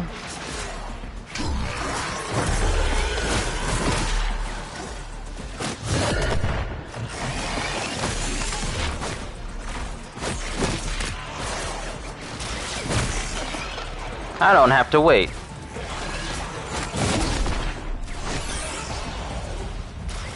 NetherRealm Studios are making a Marvel game. I heard about those rumors.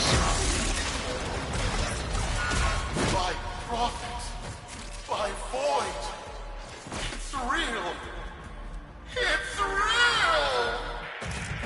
Whoa. What in the world? What is this? What are we looking at? The jockey's feed. Sparky, you better get out of there. Well, we make sense of this.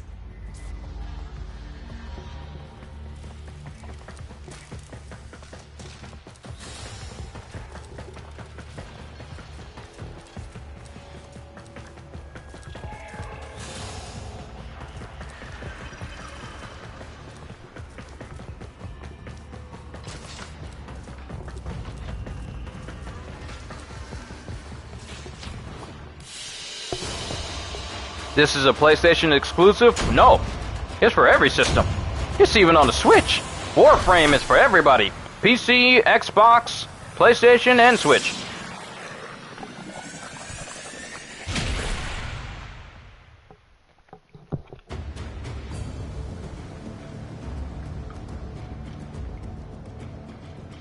We'll be waiting for you, Outworlder. You know, since we're calling this dude Obito Hyuga, maybe I should change his colors to that of the members of the Akatsuki. You know, black and red.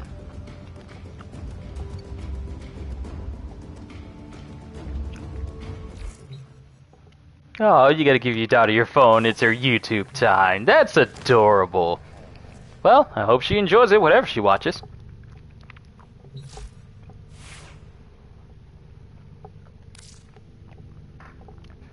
Always a pleasure to have you in here, anime fellow. Hope you enjoy the rest of your day. Alright, let's make him completely black with hints of red.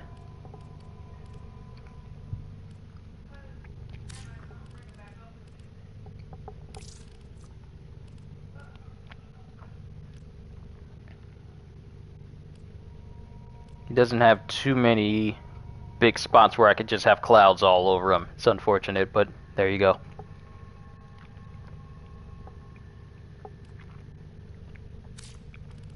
maybe I should make that red. And they do have hints of white, but it's not too noticeable, so maybe just black and red ought to do. Let's turn the energy red, though.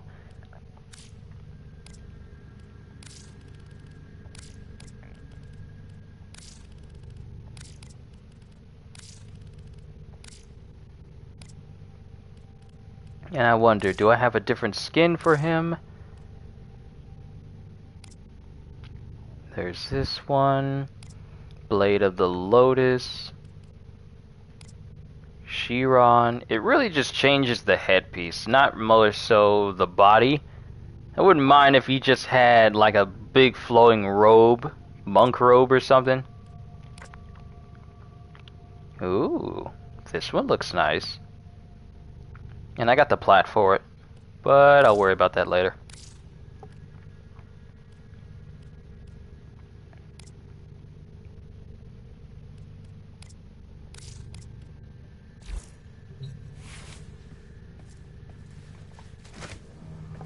Alright, let's continue with our next mission for the Deadlock Protocol.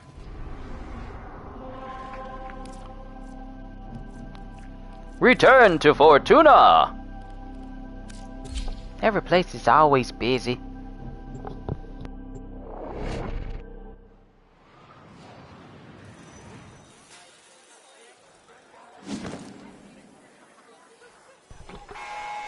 To the Corpus Board and my many supporters across the Origin system, everyone is asking, when will I, Nephanio, end this unprofitable, squabbling deadlock? People are saying, Nephanio's perfect for the big seat, a visionary, an exemplar, protege of the great founder himself, Harvos Branham. Friends, our time is at hand.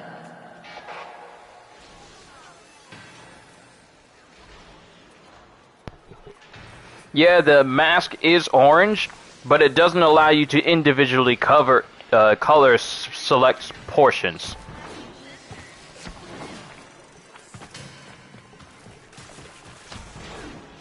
So I can't just change the color of my headpiece, even though I can select a different headpiece aside from the body. It won't let me change the color of just the head.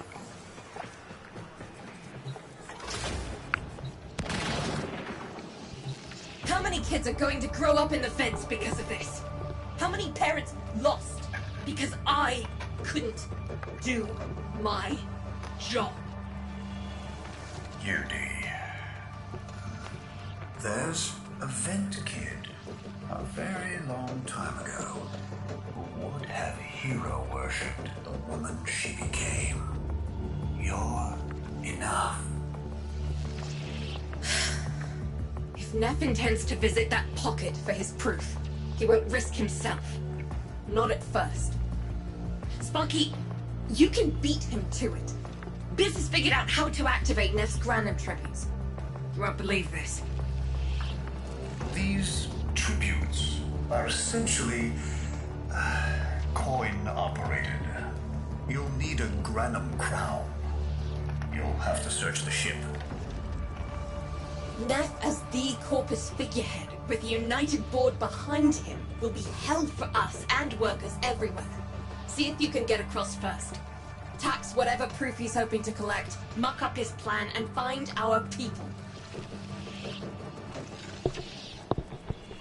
So, I've shown you Baruch and his special Hyuga-style taijutsu.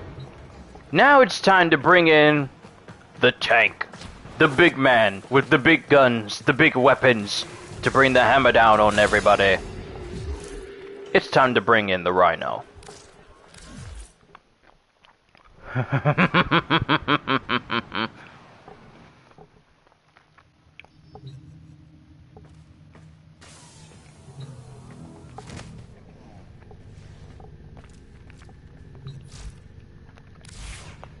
And I got a loadout for each one of them. Rhino Prime is the muscle.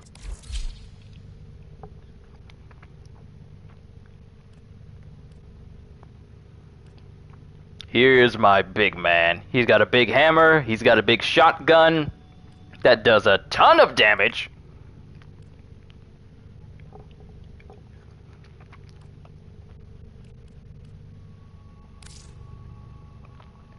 But maybe I'll change the color on him.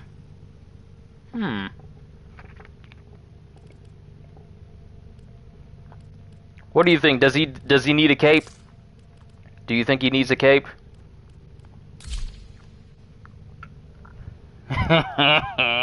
Maybe. Ooh, I like the cape. Let's stick with the cape. And since he's a prime frame, whenever I use his iron skin skill, his iron skin ability, yeah, his whole body gets covered in gold plating. Now, he may not be the fastest, and he may not be... Well, that's it. He may not be the fastest, but he is by far one who is very capable of surviving anything, especially with his special ability that makes it so that when he stomps, he restores his own armor back onto him. So, killing this guy is incredibly difficult. Only the strongest of the strongest enemies can actually stand against him. Look at him with the cape. Over, you'll need to find a Granum crown first. Look at the flowing cape. Edna would be mad, but here capes work out. If you make it across, keep an eye out for our people. They may have survived. I've told more than enough kids. Let's get my iron skin going. Look at that gold plating! Look at the golden boy! Look at the golden boy! I forgot how good it was to play this guy. When he uses special skill, he turns into a golden boy. You ain't messing with him.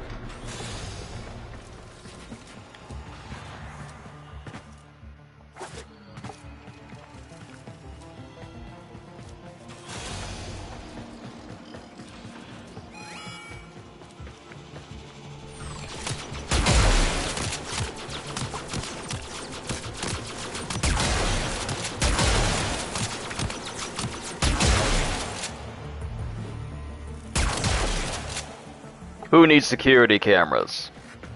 I don't need security cameras.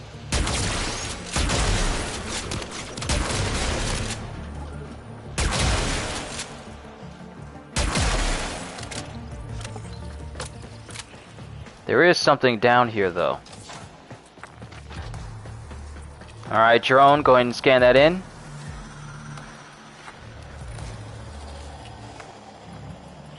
Or do I have to do it? Do I have to do everything? That's a lot of damage. He's like a one-hit KO golden tank. Here's the thing, though. My frame is maxed out at 30, and I have a lot of good stuff on him, and this mission is only like level 13 to 15. So in comparison, these enemies are basically like cannon fodder to me. Unless they max out the level, these guys are nothing.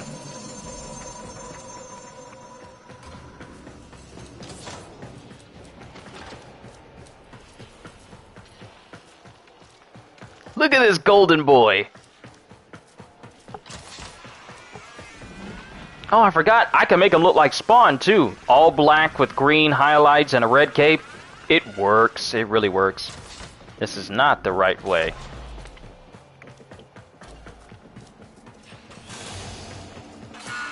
Cruz, the tomb is verified intact. Dispatch the treasurer with my offering. It's time I paid tribute myself. All right, here's our chance. Time to tax the taxman. If only Parvos could have lived to see this day. Imagine his face, beaming with pride, as he bestowed upon me, his son, that sacred golden hand. My surgeons have assured me the procedure will be quick and painless. I love that. For a glorious new leg. I'd pay top credits to crap in Neff's coffin. double if he was still alive. Get folded, boy!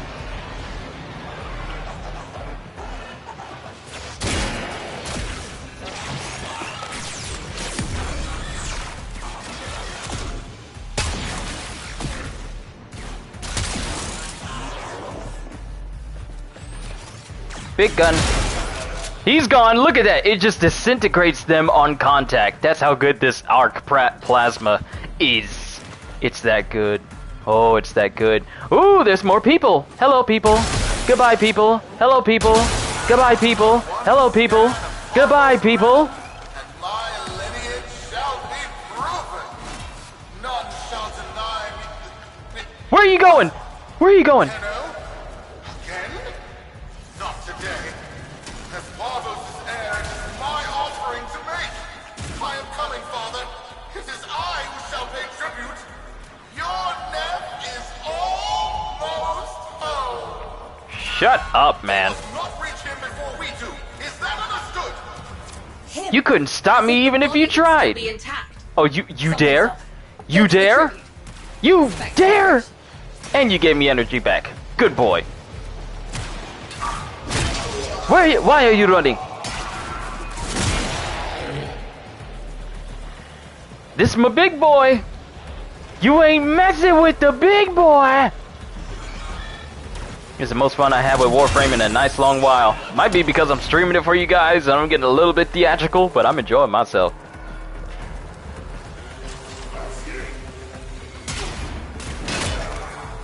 You thought hiding? You thought hiding was gonna help you? Ooh!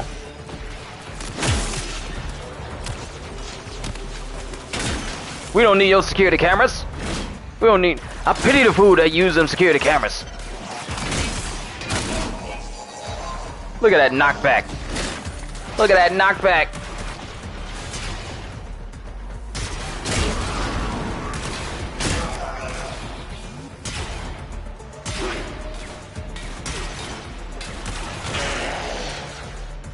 I didn't even have to do anything. My drone did it for me. Look at him. That's cute. You think you're doing something. Don't worry, I got you. I got you. I got you.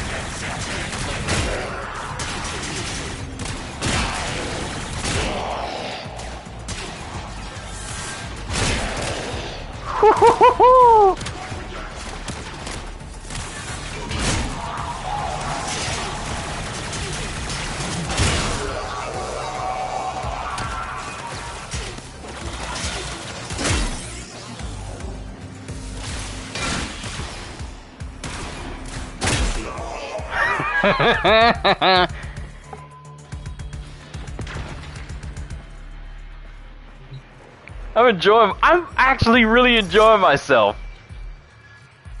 Okay. An ancient token of esteem from the Corpus founder himself. Rank 1, 25 kills. Rank 2, 50 kills. Rank 3, 75 kills. I have no idea what this is. But I guess we'll find out. I hear people shooting. Was that you? No, don't worry, I'm coming to you, hold on. We'll resolve this like peaceful individuals.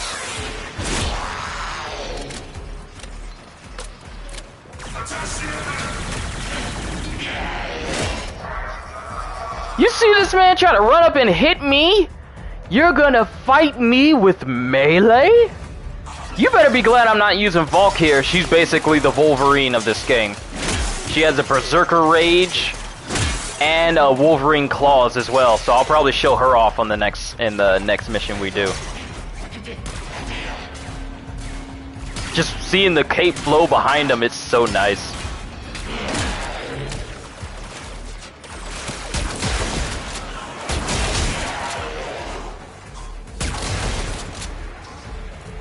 Alright, let's go ahead and do this portal.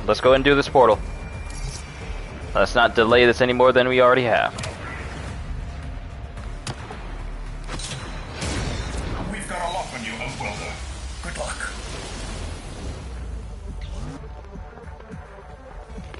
It has been so long since these old eyes beheld another living thing here in the sanctuary. I am Parvos Granum.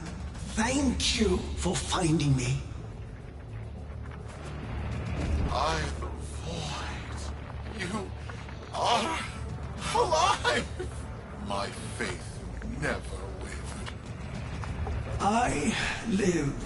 Treachery seethed within the heart of the faith I had built when the board's assassins overloaded my transport's void drive. Protea, my beautiful Protea, and her gift for manipulating time preserved me.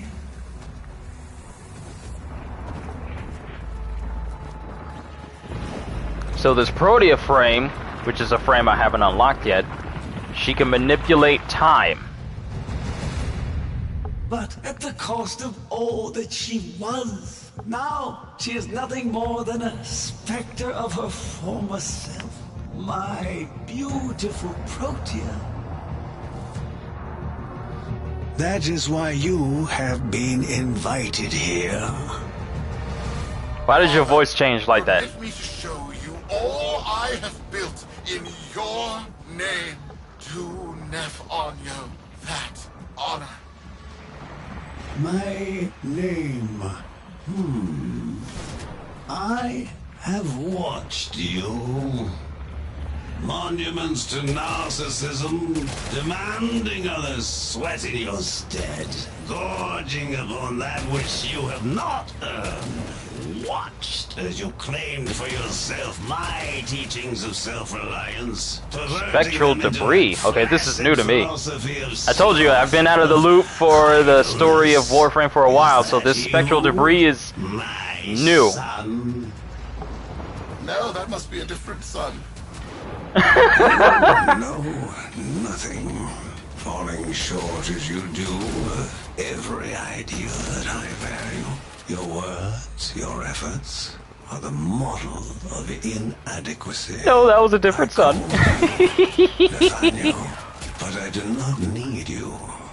I need them.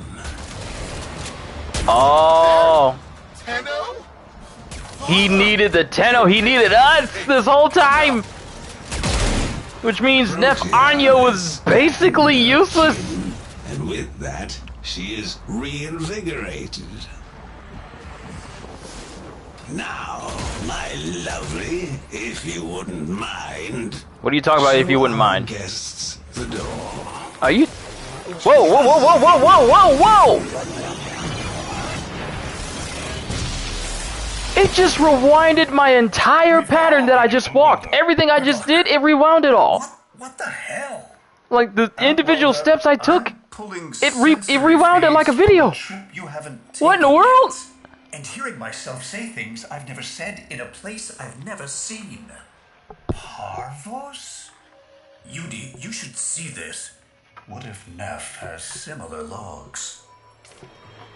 Biz has a handle on the time jump, but we've got bigger problems than Nef now. Get out of there. Not good enough, am I? Inadequate, am I? You've been watching me, have you? Well, watch as I show you how we do things these days. Crews, repel those specters! We have bigger things to try.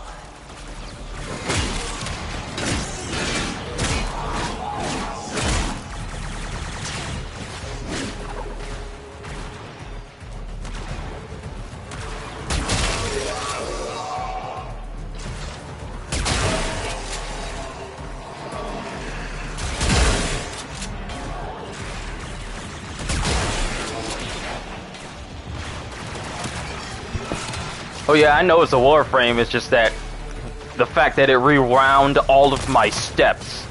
Like every step that I took, every jump that I made, it just rewound it like I was Tracer from Overwatch. Because it could have just launched this out. It could have just been like, you know, run-of-the-mill, just throw them outside of the building and then just push us all the way out. But no, it rewound everything we did Every shot we took, every action we took, it just rewound it in reverse.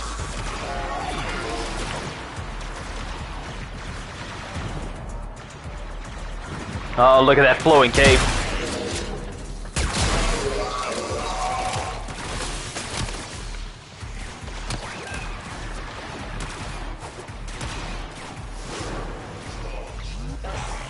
Excuse me.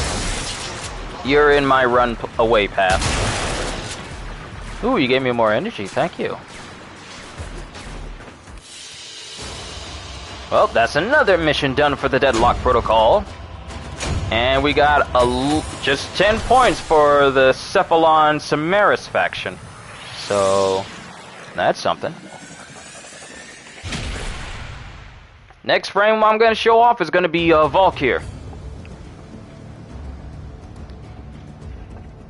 Wonder how it plays, if it's unblockable.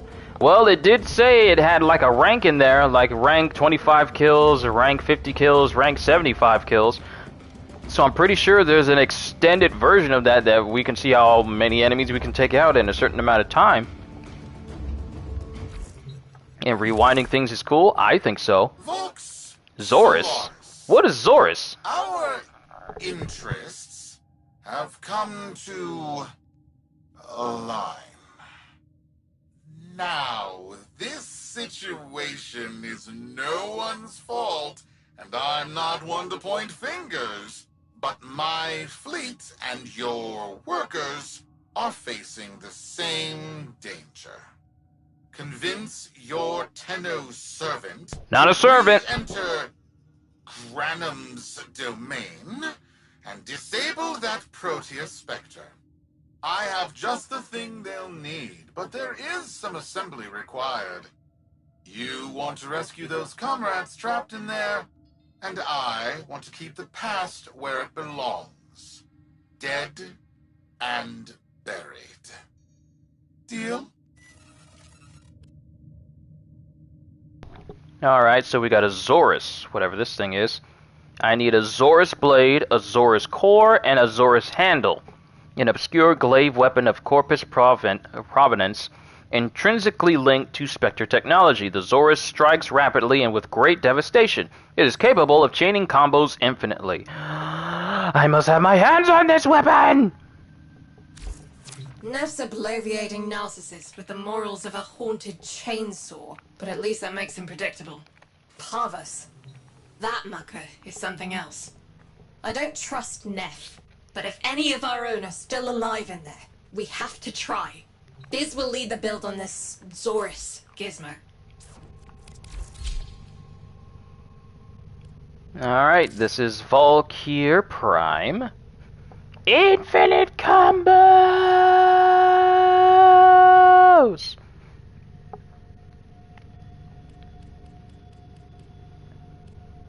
What would be a devastating weapon for Valkyr? I like having the Rubico on. I mean, the Rubico is a super powerful sniper rifle. And I like sniper rifles. I'll just have it on just because, but we're not going to be using these main weapons. We're going to be using the Venka. Look at these! Look at it! Look at it! Oh wait, it has a skin for Nidus. Let me switch the color of it so that it can look moderately gray. I need to lower the gray just a little bit so it looks like Wolverine's claws. Just a little bit. I think that's gonna be it. That'll be the color of the Venka claws. Cause she's basically Wolverine. Now we just need to get our hands on the parts for this Zorus.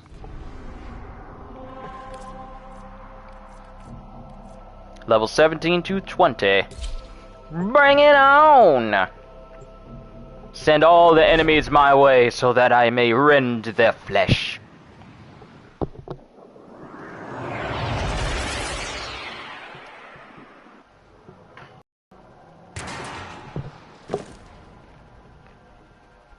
Neff's given us a cipher for an old Granum file. Phantasmic scintilla and motive forces. We'll need more specifics to build whatever this tool is.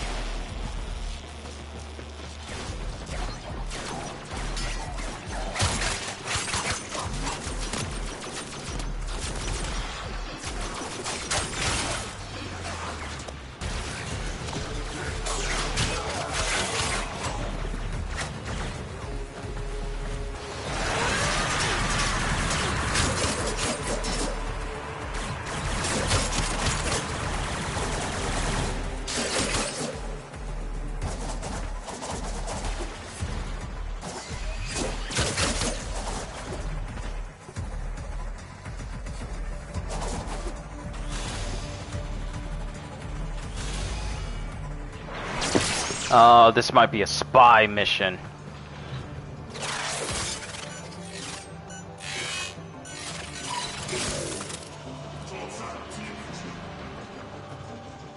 It's actually been a hot minute since I did a spy mission. Oh no.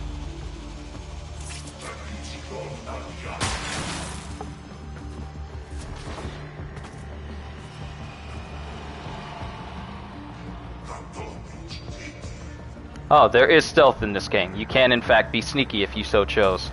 I probably would have been better if I used Loki, because he's good.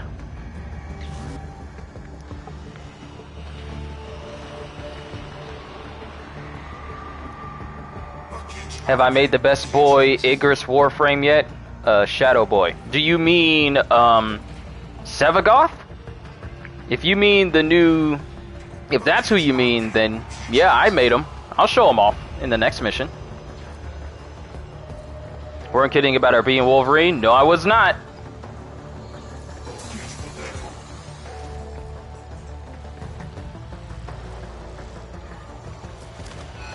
Counter-intrusion just made you. Oh no! They started erasing files. Pull that data immediately.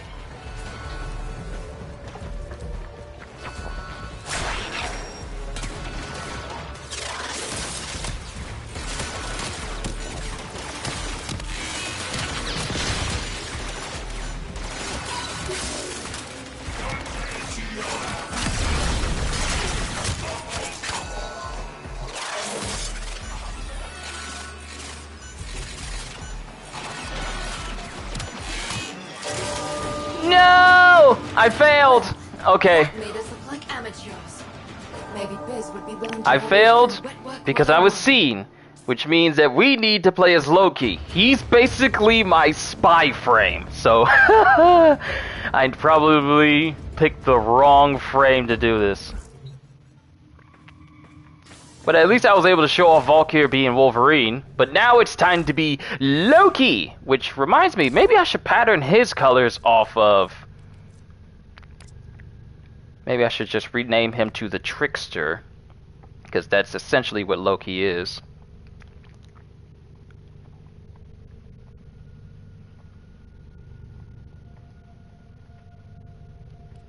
And then switch to Loki. I might need to switch his colors to that of Loki.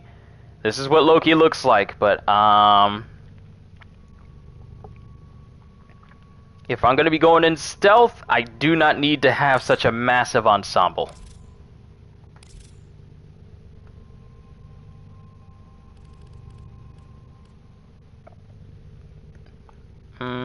I don't need to have all these attachments on me either.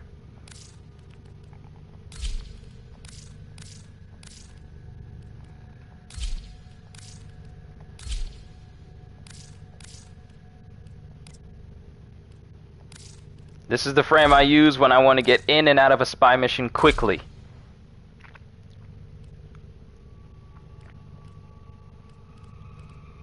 if we're going to be going in like a super stealthy secret spy.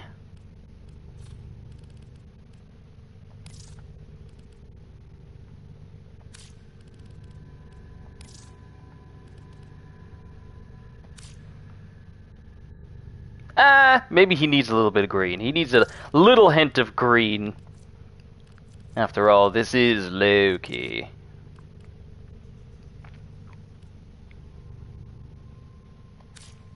Bam, bam, bam, bam, bam. Gotta sneak in with style. Yeah, if I'm gonna sneak in, I might as well look good doing it.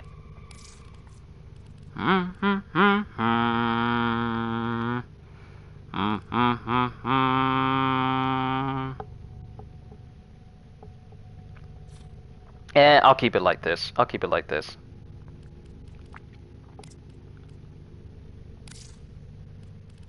Now, I don't necessarily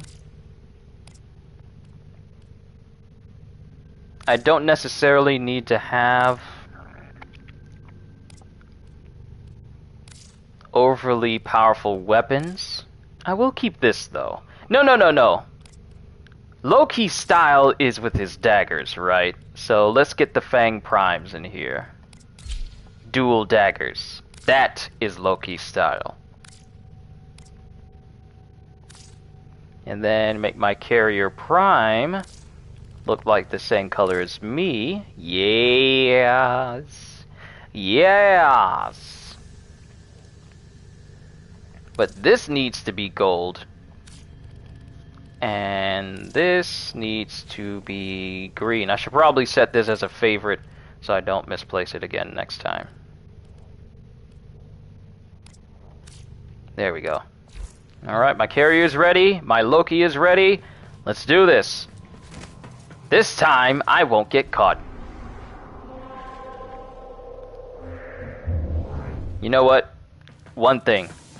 Just in case I need to take out the security cameras, I might as well put a silencer on my pistol so that way that they can't hear me. So where is that suppress mod?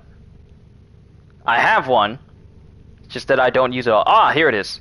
And perfect! I have the exact space necessary to make it so that my gunshots cannot be heard at all, which means I'm gonna go in completely stealthy. Yes, sir. There's a frame for every situation. Alright, let's try this again. And since I'll be going in stealthy, I won't need to worry about well, we're gonna take this slow. We are not going to rush it.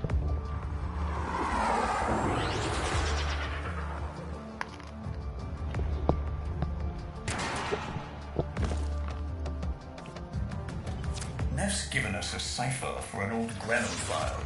Phantasmic scintilla and motive forces. We'll need more specifics to build whatever this tool is.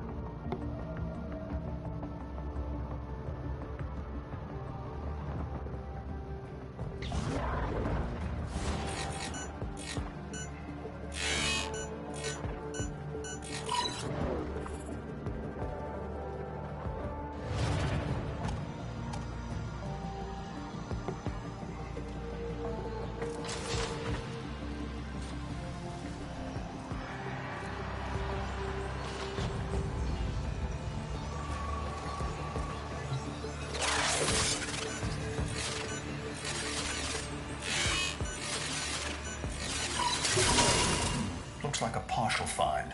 Let's see if that new cipher works as promised. Some doors ought to remain closed.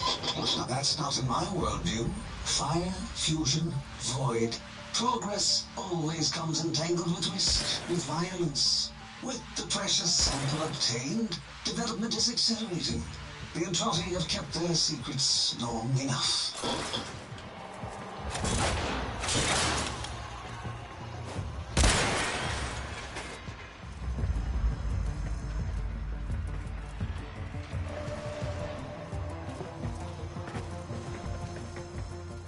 Now the thing is, me using my invisibility does not regenerate, so I need to kill things in order to get that energy back.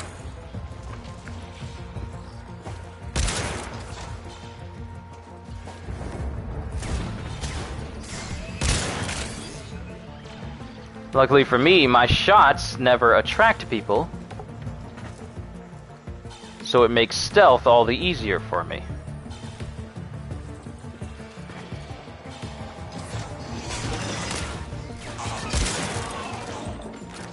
But I do need to get energy though if I'm going to remain invisible.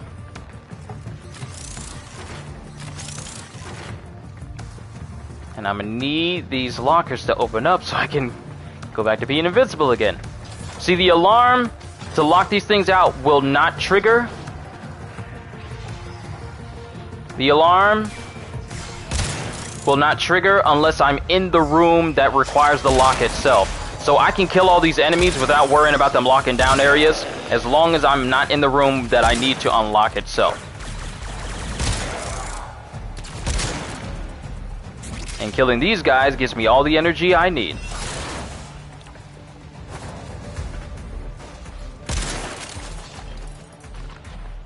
So I'm going to take this time to go through all the collectibles that are here. Oh, it's cute. He had a shield, like that was actually gonna help. Go through here, see if I can find myself some energy, because I am definitely gonna need it for these last two spots. Even if I fail a single one, it's game over. That's why I'm being careful.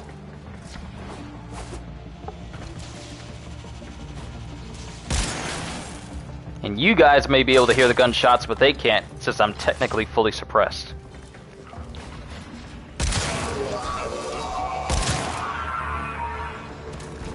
Ow! I got ran over by a train.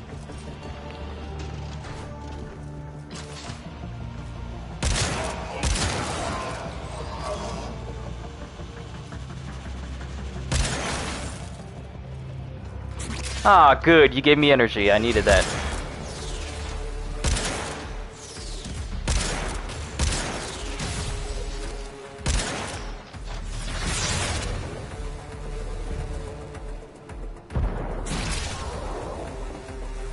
Is that dude still following me?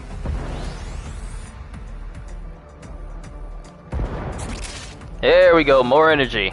I need that.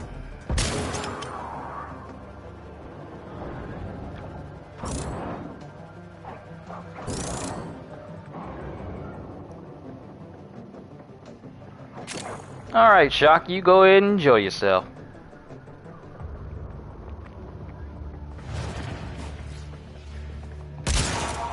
Need to work on increasing the duration of invisibility.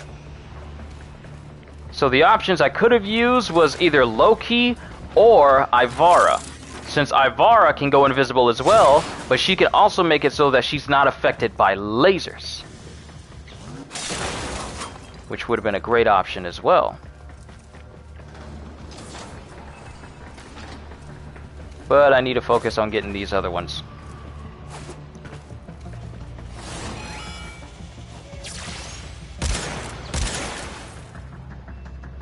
Y'all didn't see that. Y'all didn't see me on camera.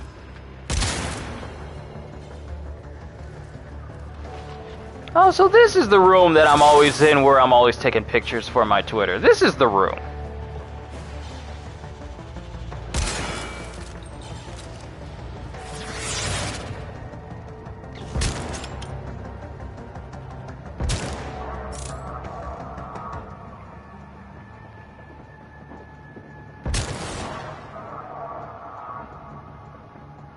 The Euphona is a really strong gun.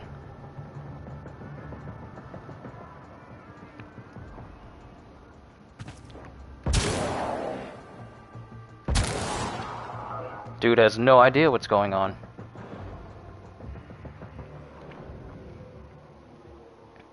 Alright, wait for that to run out.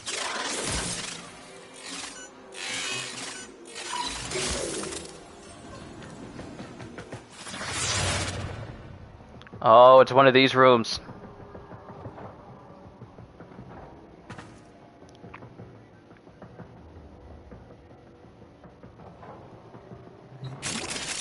Oh, thank you for giving me more energy.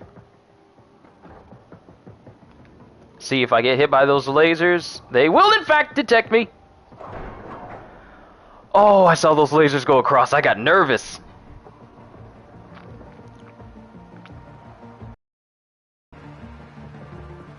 Stay out of view. Go invisible again.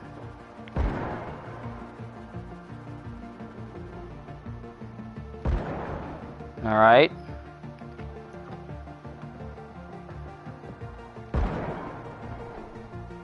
Whoop!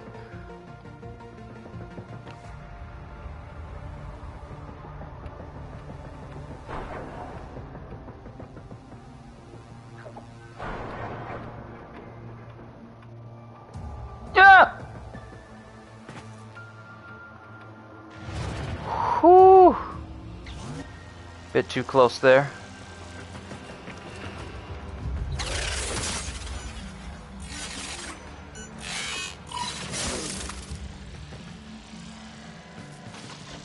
And there's no one in here. And there's a whole upstairs area that I could have gone through, but this works out just fine.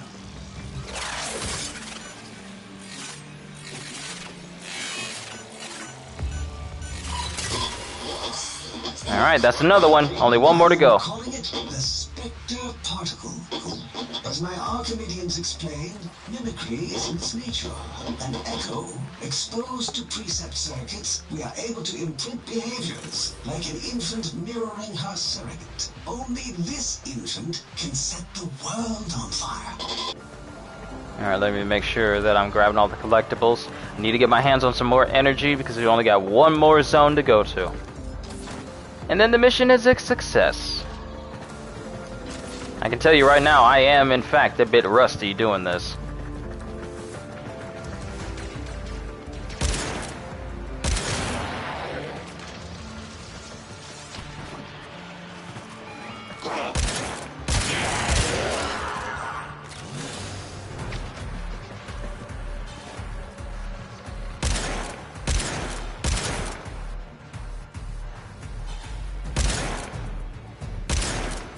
There we go.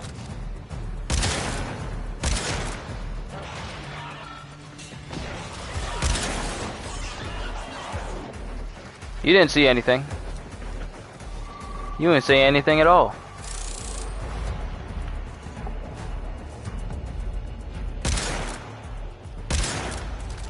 And I gotta raise the shot just a little bit.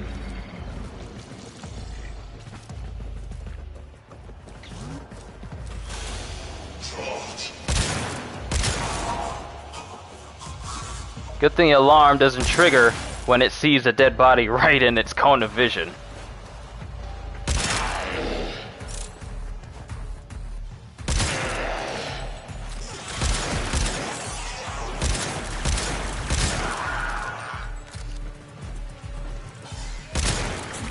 Thank you, needed that.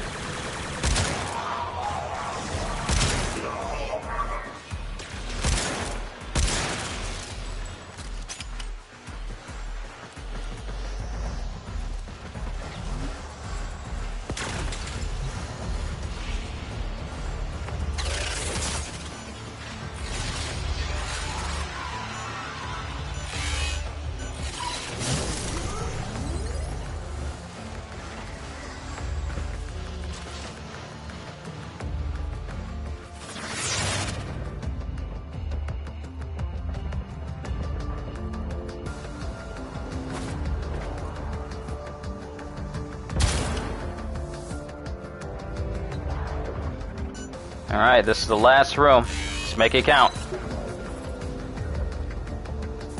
Ah, I know what this room is. I know exactly how to get through this.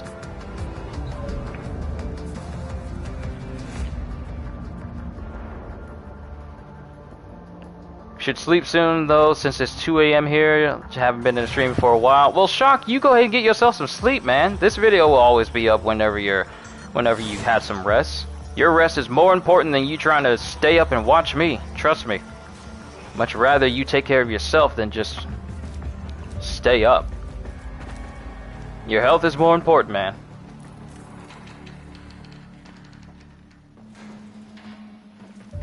Okay, I have to be careful how I proceed.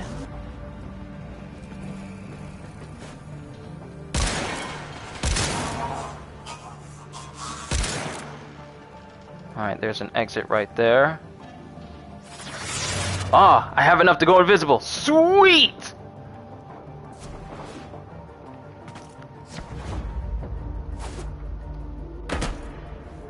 Alright, so let's just scale the wall and get to the top.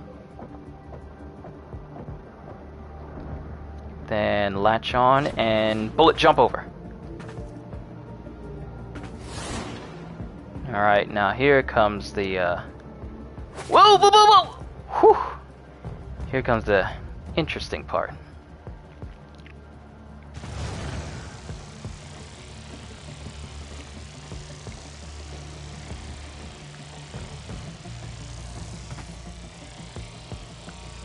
Steve Alava, thanks for the advice. It's more like driving lessons are more important. I didn't see those on that side right there. That would have messed me up if I had tried that. But it seems that dropping through this side is the better option.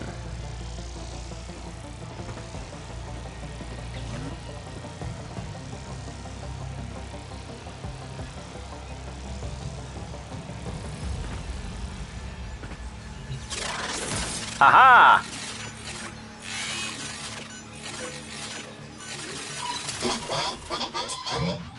We got them all. Successful spy mission. They hit our research site for the Warframe assault team. Of course they did. I baited them to do it. The whole site lit up.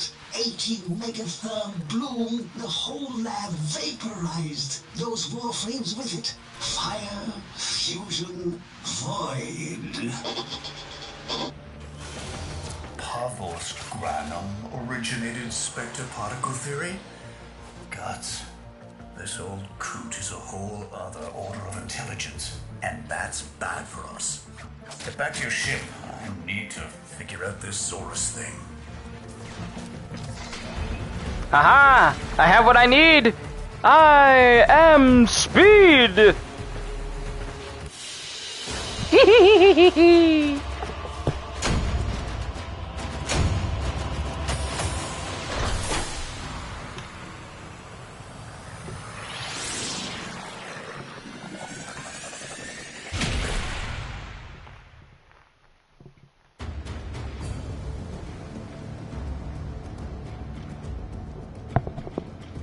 Bring the right tool for the job and you will be successful. Listener. Business findings Oh, indicate that's Harvest cool. might be close to translating themselves from that reality into our own. I could turn this into a screenshot if she stops talking. How, but we're getting some odd readings. You've got to build the Zorus before Parvus gets free. Really fun catching one of your streams again, man. See you in good health. Also, GG, they never saw the Loki coming. Oh no, whenever I use Loki, the spy mission is all but successful.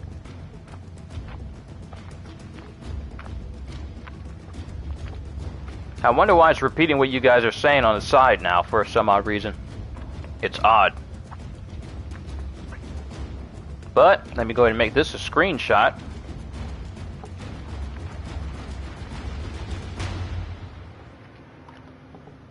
Actually, you know what? Let me bring up my Elgato so I can make it into a 1080p screenshot that I can have on my desktop. This is a nice screenshot to have right now.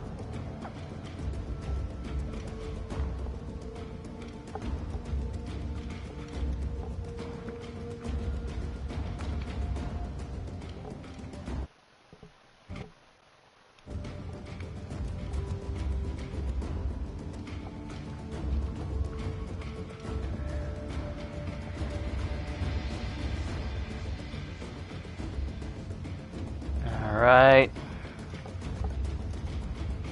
Let me save the name for it. Warframe Loki. And 1080p screenshot. Alright, we're good.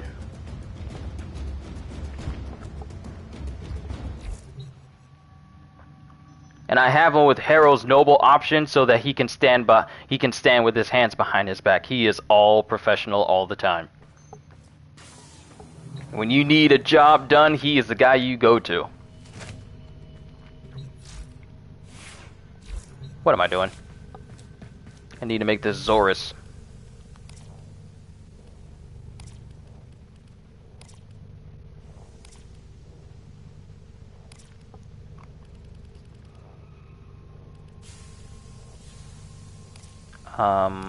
What? Wait, is it a melee weapon? It is! Wait, is it built instantly? Only a couple of seconds? 30-second build time? I thought I was gonna have to wait a long time to make this thing.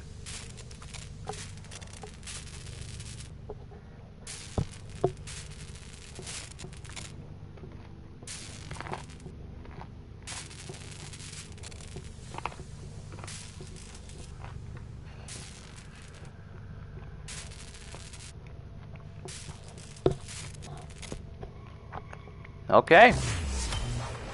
Let's see what the Zorus can do. Glaive class, but with an energy trap. Spectre particles, maybe. Has a mid-flight detonation trigger. Tricky, but I'm sure you'll get the hang of it. Gear up and let's go.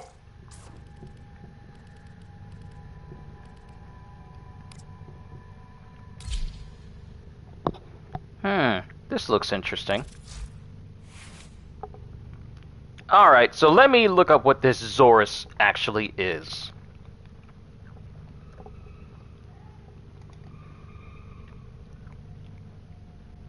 Okay, is effective against dispatching errant specters in the Granum Void. That much I pretty much surmised. Infinite combo duration, second highest critical chance of all glaives behind the Glaive Prime, which I have. High slash damage. Slam radial damage deals electricity damage effective against machinery and robotics. Good status chance. Highest critical multiplier of all glaives. Largest explosion range of all glaives. Can be wielded in tandem with a single-handed secondary weapon. Holding the melee button throws the glaive, which can be bounced up to 3 times or travels up to 21 meters before returning to the user, damaging anyone in its path. Meleeing while the glaive is in mid-flight commands it to return.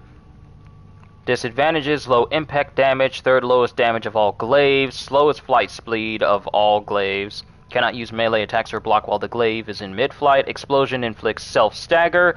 Thrown glaive has no punch-through, and combo resets when used with certain Warframe abilities and exalted weapons. But the infinite combo duration potential.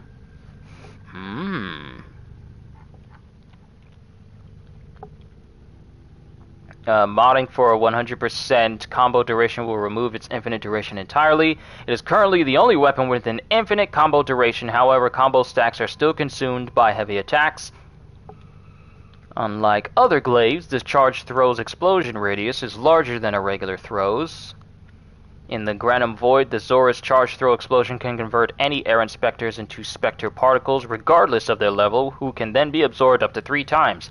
Detonating a fully charged Zorus will greatly increase the area of effect and free captured Solaris within the area, adding 20 seconds to the Void timer. Okay. Combo duration is reset when the Zorus is used alongside following exalted abilities. Following abilities with Ash, Atlas, Baruch's, Excalibur, Gara, Korra, Valkyr, and Wukong's, some of their abilities. Synergizes well with Corrupt Charge or True Punishment, as it can completely ignore their combo duration penalties before they reach 100%. Okay. Well, let's see if I actually have Corrupt Charge.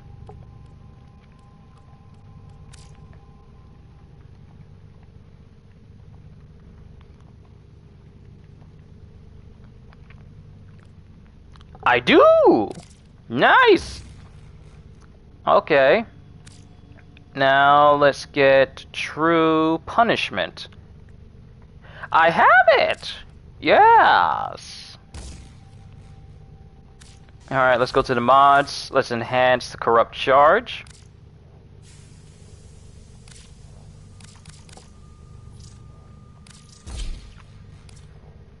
And true punishment is already up. It synergizes well with both of these upgrades, so it can increase my combo chance exponentially. So this might actually be it. And let's oh wait. Let's put a catalyst in here. Just so I can increase the reach. And increase the damage.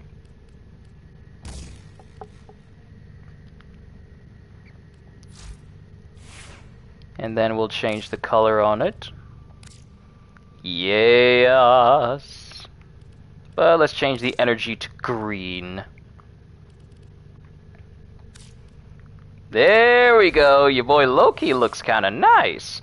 But we're not going to do this mission.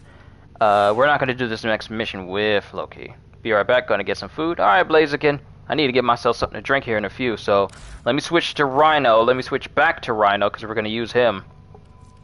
Since he's a tough guy. And I don't know how this is going to go.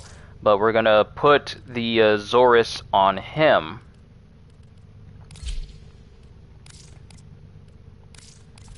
And see where we go from here. Let me match it to that of a prime look. Give it a gold tint for this second loadout. And we are ready. Got my vampire cat sitting right here.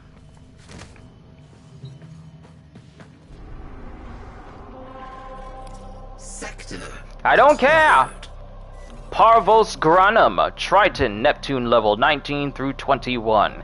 We're gonna do that after I come back and get myself something to drink, so sit tight everyone, and then we'll continue on with this Deadlock Protocol. Sit tight.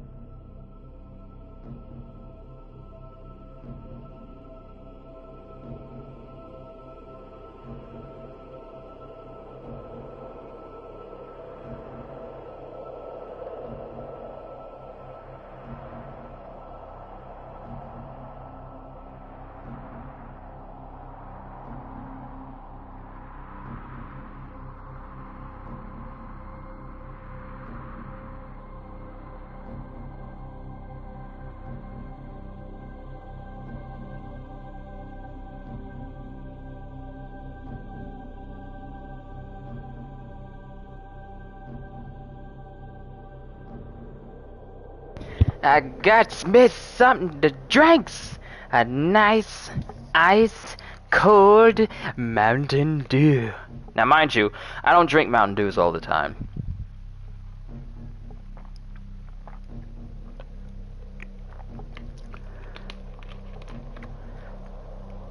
A lot of people seem to see Mountain Dew as like some sort of gamer, the go-to juice or go-to drink or go-to soda to drink for gamers or whatever. I just don't see the overall massive appeal for Mountain Dew. I mean, it's just another drink. Now, if they brought back that limited edition lemon ice flavor that they had Morgan Freeman showcase on one of the past Super Bowl commercials, yeah, I'd buy that because it actually tastes like hints of lemon in it. Might be the reason why I prefer Sierra Mist over Mountain Dew. That might be the thing. Anyway, to the Parvos Goranum.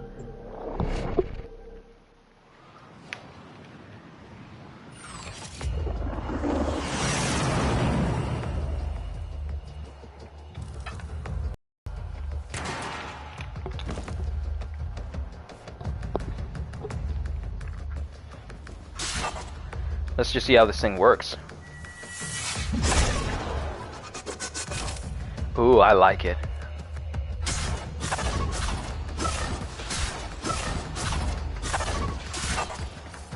Ooh, I like the looks of this thing. I wonder how damaging I can make this. Though this might not be the go-to glaive weapon to use, it still looks pretty sick. You're too late! The tributes are jammed open and the old man's errant inspectors have control of my ship. They're spreading through the fleet. I have no choice. If I can't have my fleet, no one can. He better not be thinking of blowing up his ship. With me still inside, or we gonna have some words.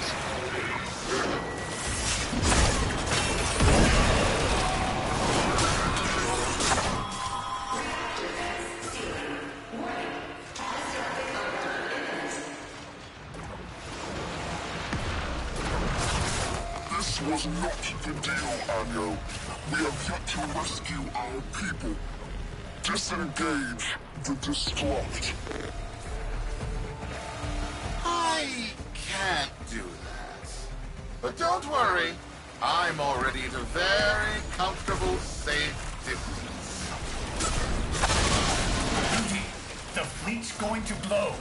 Antwelder, aboard. Wait, it's a time prison, right? Sparky, if you can get back inside before the reactor tilts, you theoretically have all the time in the world. Well, we need to intercept the treasure then.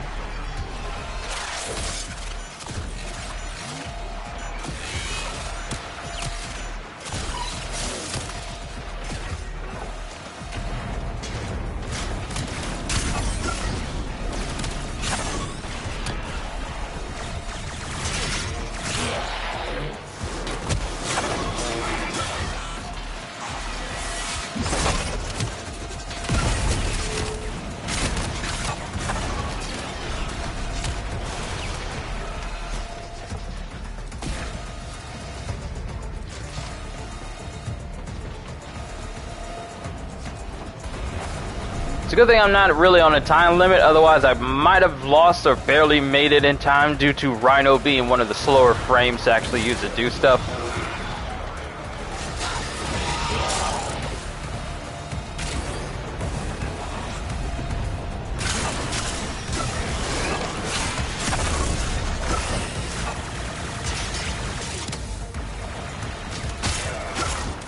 What you hiding behind the wall for?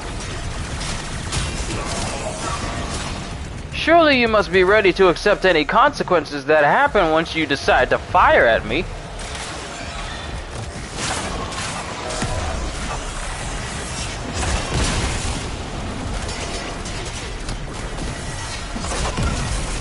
A glaive that I can blow up whenever I want.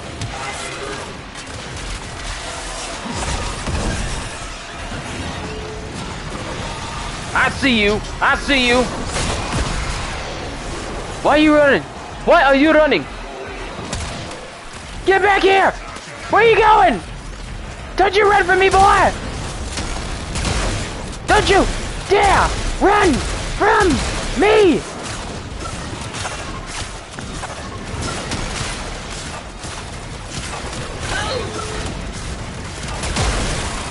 Hold still!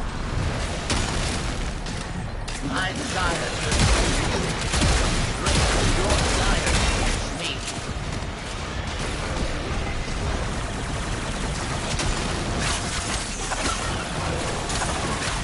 Sully these crowns with your touch deep, and my city will be borrowed with anger. I'm not getting What was that? Couldn't hear you over me. Bludgeoning your body!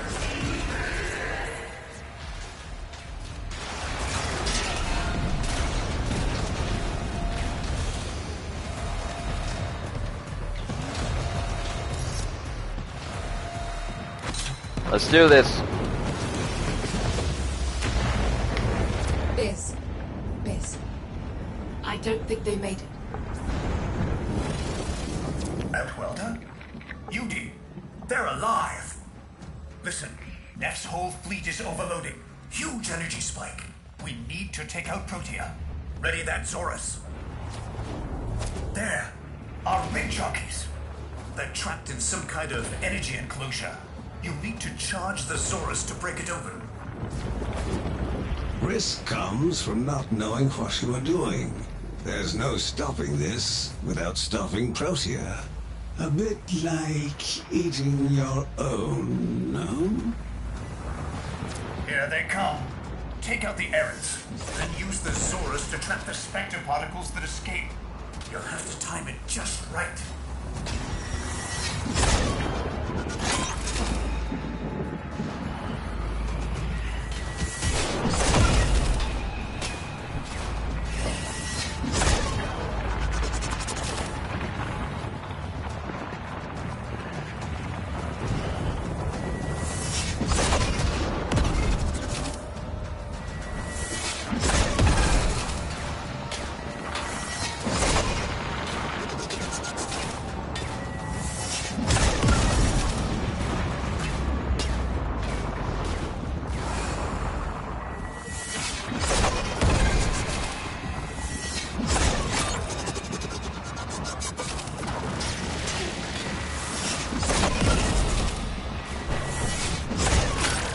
Charge.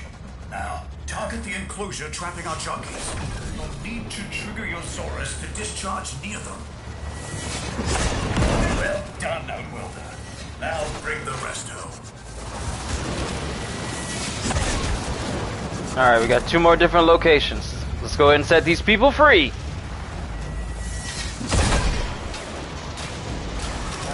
Okay, my drone is actually getting on my nerves because it's destroying the particles before I can absorb them.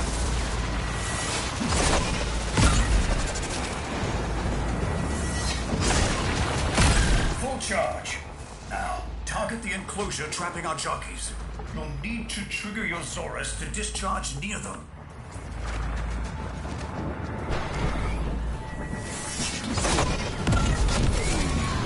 Alright, that's another one.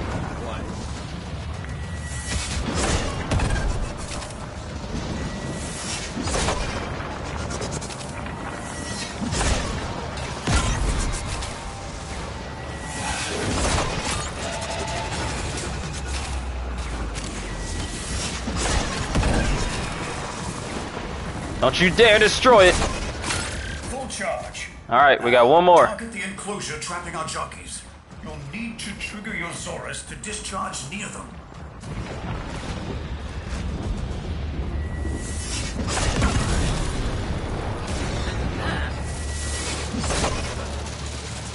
By now, your friends have noticed that the overloading void engines are preventing the exits you opened for my captives from closing.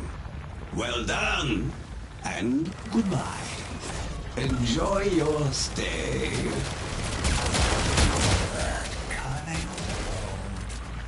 Outwelder, you've got to get out of there.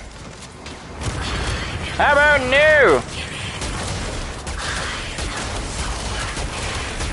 That wouldn't be the first time someone said that to me.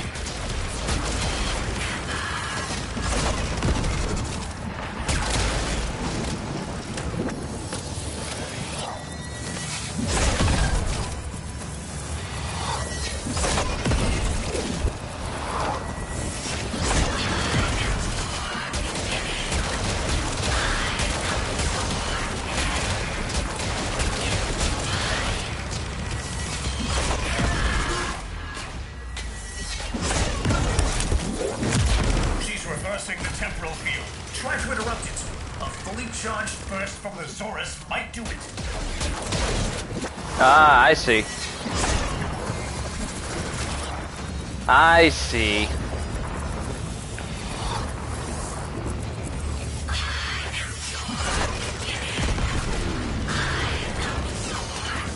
And she's back to full health again.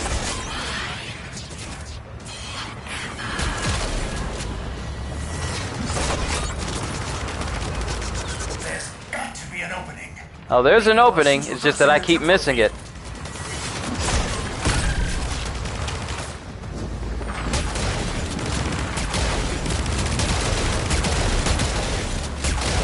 You're the one that decided to be point blank.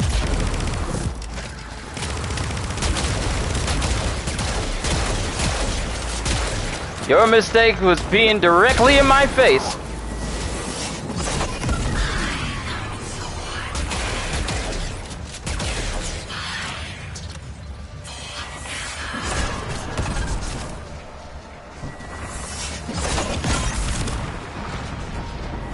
That's it. The cycle's degrading. Alright, so I just need to keep killing these guys.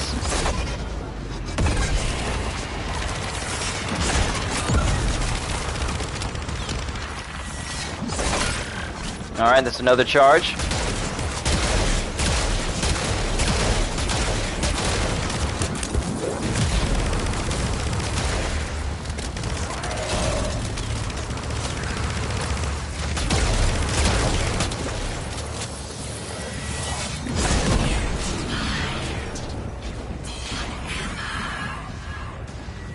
Get another charge ready.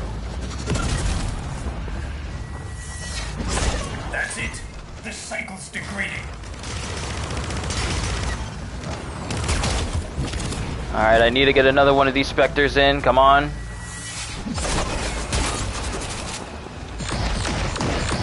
Yo, Psycho, what's going on?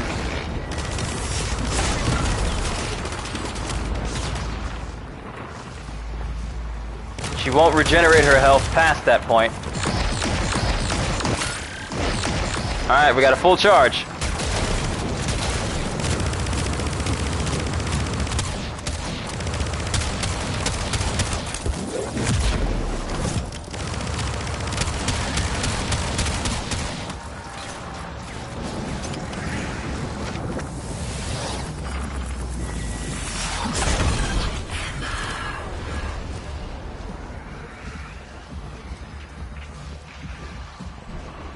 That's it. The cycle's degrading. Okay, one more. This is one last leg. That's it. Almost done with Protea. Let's charge our glaive.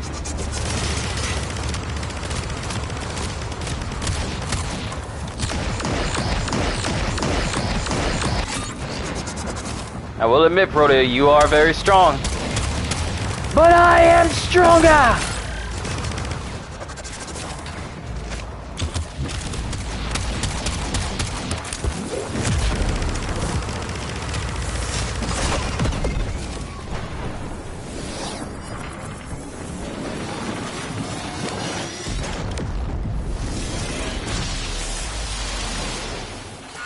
You're too late. The old man's errant specters have...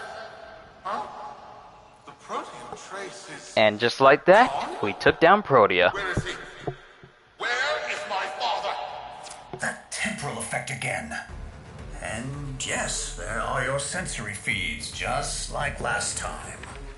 So, the Zorus worked. In a battle that never happened. Or did it?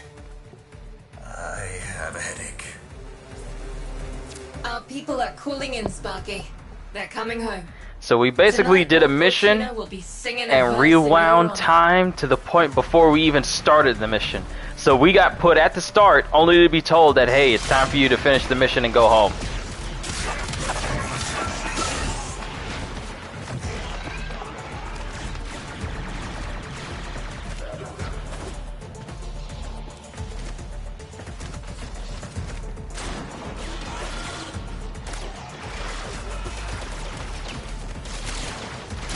Yes, Psycho, I had to use Rhino Prime because of his toughness for this fight.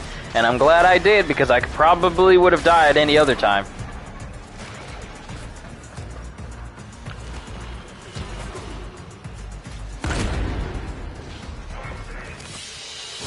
Woo! Mission complete! Got some standing with the Solaris United. Got 9 points for a Naramon, but we also ranked up the Zorus a little bit.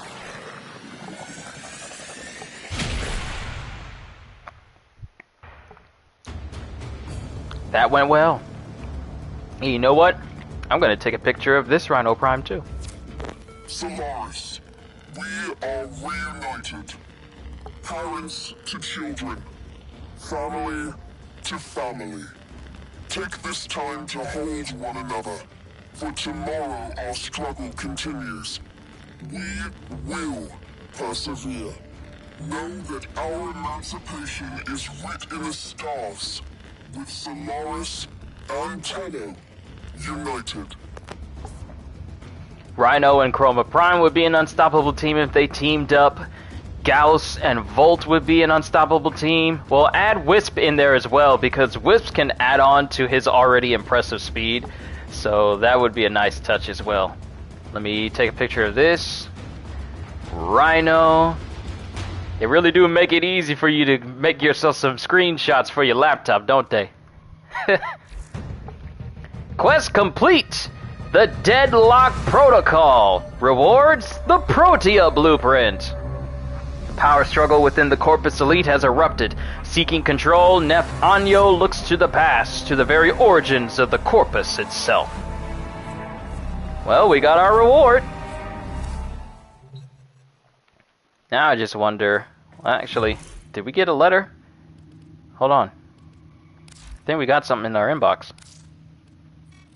The system shall Oh, we change. got ourselves a No brand new more capture clutching scene. sunk costs, imposed ideals, hand-me-down hopes. No, we are better than that. Corpus shall know a violent restructuring, but with time enough to face the impending threat from Tau with renewed and absolute vigor. Or not. Perhaps the rot is too deep. Perhaps the father should abandon his children. Perhaps it is time for a new philosophy. Life's just a bargain like any other. Yours is no different. Would you like a seat at my new table? No, thank you. Perhaps with your masked friends alongside? The business, was it? A curious name. And Utico, of course. All people who know what they want. I know what they want. But what about you? Tell me, friend. What is it you desire? I desire for your face to be out of my way so I can read this letter. Thank you! Reciprocity. Reciprocity? Is that how you say it? The system shall change. No more clutching at sunk costs, imposed ideals, hand-me-down hopes. He pretty much just said exactly what is on this letter. Never mind. What we got ourselves is a Granum Void scene that we can use in Capture. So I have a brand new location to use whenever I'm taking photos. Sweet. I'll take it.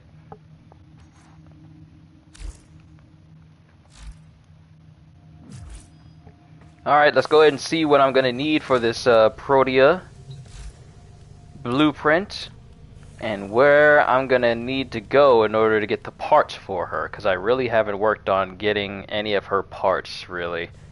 Ready for any eventuality, the versatile Protea uses her many gadgets to overcome the odds. So, where do I get the neuroptics, the chassis,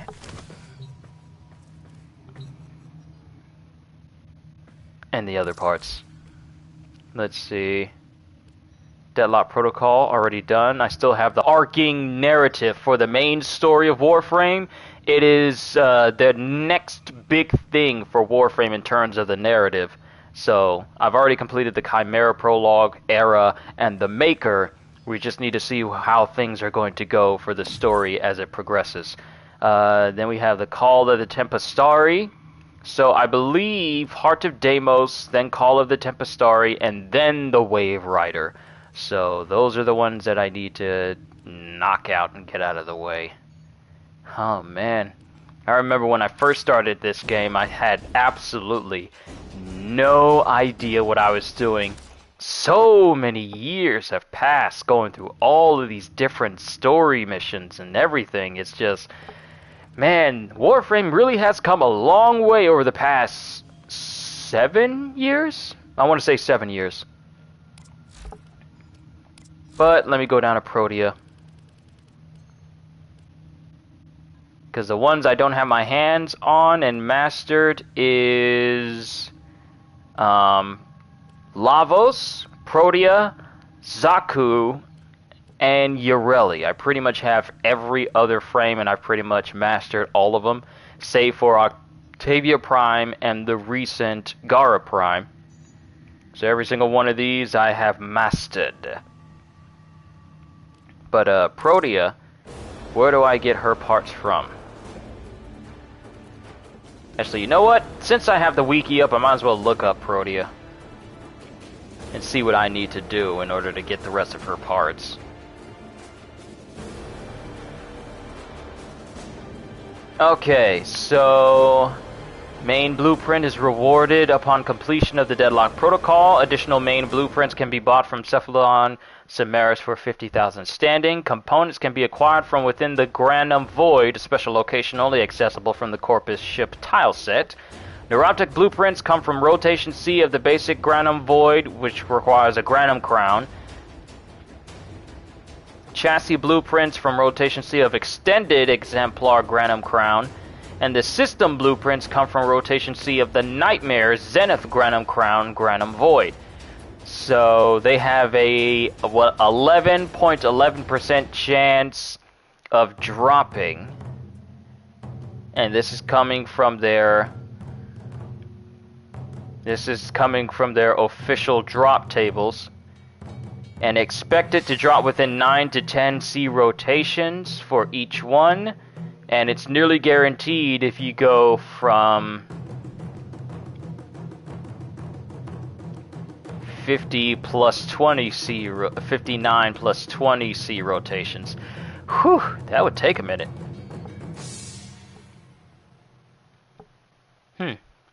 Interesting. Alright, so what can she do? Every fourth power cast is granted additional ability strength, 100%. Grenade fan. Throw out grenades in an arc. Create a slashing, staggering swirl of shrapnel. And if you hold it down, reconfigures grenades to work as overcharging shield generators, protecting her allies, and companions. When shields break, a satellite is destroyed to extend the period of invulnerability. Okay, interesting. Blaze artillery. Deploy an artillery unit to blast plasma charges at enemies it faces. Each enemy hit increases the power of subsequent plasma attacks. Alright, so there's that. Dispensary. Got a dispenser here. Deploy a device that generates 3 pickups after a short delay. Empowered health orb, universal ammo pack, and energy orb. So, use energy to deploy something that can drop more energy for me to use. Interesting. Okay. And then lastly, Temporal Anchor. Drops a Temporal Anchor which, after a short duration, Protea rewinds to triggering a Temporal Implosion. Implosion damage increases based on damage dealt between Anchor drop and rewind. Everything lost or expended in that time is returned. Dying while Anchor is active rewinds Protea to the Anchor, saving her. Protea is knocked down and the Anchor vanishes. You can actually save yourself from death by just making it rewind time and putting you back to before the moment you died. Interesting. She has some interesting abilities. Might as well check out the other frames that are up here as well. Because I'll probably have to do those void missions in order to get her parts and build her. Then we'll move on to the next frame. Next is, I believe, either Zaku or Lavos. But let's check out Lavos. This master alchemist effortlessly commands the elemental forces. So his passive is energy and universal orbs give Lavos status immunity for 10 seconds. Hold any ability to imbue the next cast with additional elemental damage and status. She sounds broken? Possibly. We'll have to see once I work towards actually unlocking her. Because I'm not going to use my platinum to just unlock her outright. I'm actually going to, you know, I'm just going to take the time to actually work on getting her. Then again, I really haven't used platinum to just straight up purchase frames, and I want to say years. I want to say years. It's been a minute. But I've just been earning everything else. Just been building it and earning it. So, hold any ability to imbue the next cast with additional elemental damage and status. Orphidian Bite. Lash out with a toxic serpentine strike, consuming the target to heal Lavos. Okay, so he has a poison strike that can basically heal him at the same time. Hold to imbue all abilities with toxin. 10 meter. Okay, so the range can be increased, the damage can be increased, the amount of health that strain can be increased, and of course, the cooldown for how long it takes can be increased. Viral Rush. Dash forward, crashing through enemies and leaving an icy trail of broken vials. Hold to imbue the next ability cast with Cold. So it has range on that as well, damage per second, number of charges, duration, explosion radius, and cooldown as well. Interesting. Transmutation Probe. Launch a probe that converts health and energy orbs into universal orbs that provide both, and ammo pickups into universal ammo pickups. The probe shocks enemies in close proximity. Each electrocuted foe reduces other ability cooldowns by 1 second. So this thing can basically just I increase the range of where it electrocutes, I could just be randomly decreasing the amount of cooldown that happens with all my abilities very, very fast. Hold to imbue the next ability cast with electricity. And his final ability is called Catalyze. Catalyst probes erupt from Lavos and douse combatants in a fiery jelly. Damage is doubled for each element afflicting an enemy. Hold to imbue the next ability cast with heat. Okay, so this really works. This really works in tandem with one another. It already does 1,000 fire damage, and the range can be increased. So can you imagine an entire map just covered in fiery, burning, oily jelly? If I put the maximum amount of range on this, Lavos sounds extremely interesting. Plus, he's also an alchemist, so you know I'm going to make him look like Edward Elric with black and red, with a hint of yellow. Too bad you can't turn the headpiece yellow, and then just have everything black and red, so you can look like Ed.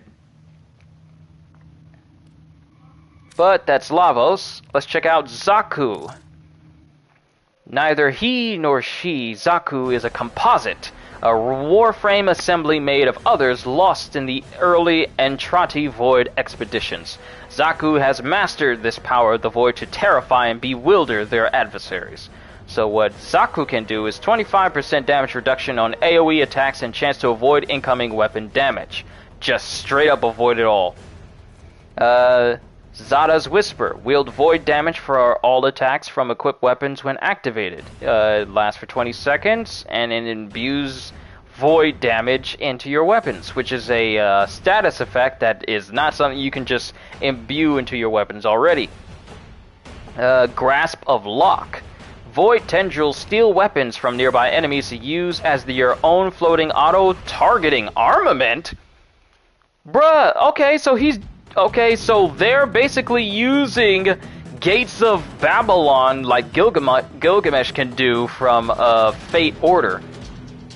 Just take weapons and then just have them appear around me. As weapons I can basically use. Max targets 3. I'm pretty sure you can increase the number of targets you can have. Damage output increases based on enemy level. The number of weapons grabbed also determines the damage multiplier for the Lost Denies Void Beam. I don't know what that is, but we're going to find out. Grab range, all that can be upgraded as well. The Lost. Cycle through a trio of Lost Warframe powers. Accuse manifests a void fissure to corrupt enemies into allies. Gaze grasps targets in void tendrils that capture damage and inflict it when the target is released. Deny annihilates with a beam of void energy, wiping sentient resistances. So this can actually help you out if you're taking on sentient enemies. Like sentinel enemies. Not just enemies who are, aware of things, but the sentient enemy faction. can be very useful in getting rid of their resistances when they decide, you know what, let's just make ourselves invincible to everything you hit us with. This could be very useful against them. Then lastly, we have the Vast Untime. Temporarily shed the outer pieces of Zaku in a destructive blast, turning into a skeleton basically, then stalk the battlefield in a new, swifter skeletal form. Oh, there it is. Enemies damaged by the body shrapnel are rendered weaker to void damage. Zaku's other active ability's duration is frozen in time and resumes once the Vast Untime expires. Interesting. So this is the broken skeletal-like frame. It's just bits and pieces of everything, really. Alright, so that's Zaku. And then we have the newest frame, Yareli! Which is an anagram for Ariel, if you think about it. Alright, always on the move, the vivacious Yareli commands the ocean's fury, the original Wave Rider. And of course she's standing in a K-pop girl pose with the heart off to the side. So her abilities are: passive, gains 200% critical chance for secondary weapons when she has been moving for at least 1 second. I'm sorry? She gains plus 200% critical chance for secondary weapons when she's been moving for at least 1 second. Hold on, let me read that again. She gains plus 200 critical chance for secondary weapons when she has been moving for at least 1.5 seconds. So, I doubt people are going to be playing her and she's standing still, which means that if she's always moving, she's always going to be doing plus 200% critical chance for secondary weapons. So if you just spec your weapons into high critical damage, then this passive is really gonna pack a punch. I kinda need to get her now. There is no way I can look at this! Plus 200% critical chance for secondaries? That's tantalizing. Alright, let's see her other skills. Sea Snares. Form 3 water globules that seek out enemies and expand on contact, simultaneously damaging and immobilizing their victims. So she's basically a full-on waterbender when you think about it. Just with a Little Mermaid aesthetic. Range, duration, damage per second, damage increase per second. Oh, so you can hold people in these bubbles and the damage increases over time. Kind of like Hydroid and his giant puddle. I forget the exact name of it. But the way I have Hydroid built is if you were to ever play a defense mission with me, just using this as an example, I could basically cover the entire area where the defense point is and just turn it into a massive puddle. It doesn't drain much, but the damage is high over time, and I can basically be a puddle almost indefinitely, just dragging people in there and just making them suffocate over time because the damage just continuously increases. This is what her Sea Snares can do. So if you spec into power strength, ability strength, and duration, over time, as long as those Sea Snares are holding people, it will slowly suffocate them and kill them. Interesting. It does cold damage to them, so they're basically suffocating and drowning in freezing cold water. Alright. Merulina. Summon Merulina, a rideable creature of the waves and the inspiration for K-driving. Wait, so her Merulina is what inspired the creation of the K-drive vehicles that we can use in these open environments. Merulina protects Yareli by absorbing a large portion of incoming damage. And I'm assuming that damage reduction can be increased as well if you put the right skills into it. Hold on, let me check. Let me stop second guessing myself. Let me see her ability. I wonder if you can put the right thing on there. Could you in fact make it so that when you're riding Merulina, you don't take damage? Is it possible? Energy cost is affected by ability efficiency. She can pick up stuff, so you don't need to jump, because on occasion you would have to jump off of stuff in order to be able to pick up objects, but here Let's see. Casting speed and vulnerability time are not affected by mods. Ureli is available for 1.5 seconds during her dismounting and sudden ejection transitions. Immune to ragdoll effects from suddenly ejecting off of Marolina. She is also less prone to fall off from strong impact collisions with the objects and environment. Unaffected by the shockwave from Shockwave Moa, the knockdown and reel-in pull effects from Infested, and Grenier's Scorpion hook lines. So she's pretty much immune to pull effects from Infested Ancients, which is very nice because I hate it when they drag you in. Health pool is affected by ability strength. Marolina's innate K-Drive driving momentum helps activate and sustain Ureli's passive critical chance bonus to her secondary weapons. Okay, so it doesn't show what can be affected, what can affect the damage reduction. That might just be a set number.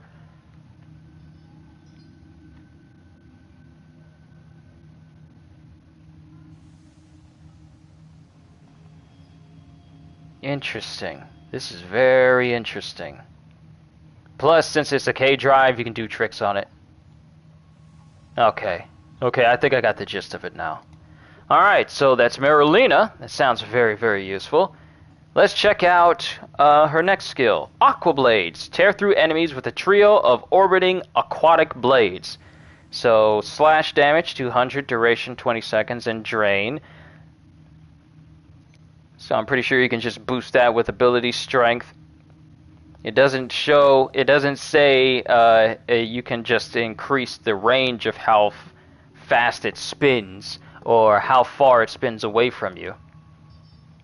Duration is affected by ability duration. Damage is affected by ability strength. And energy cost is affected by ability efficiency. Alright. Enemies successfully struck by Aqua Blade emit a splash of liquid globules and a water cutting sound effect for each hit. Okay, so that's a cosmetic thing.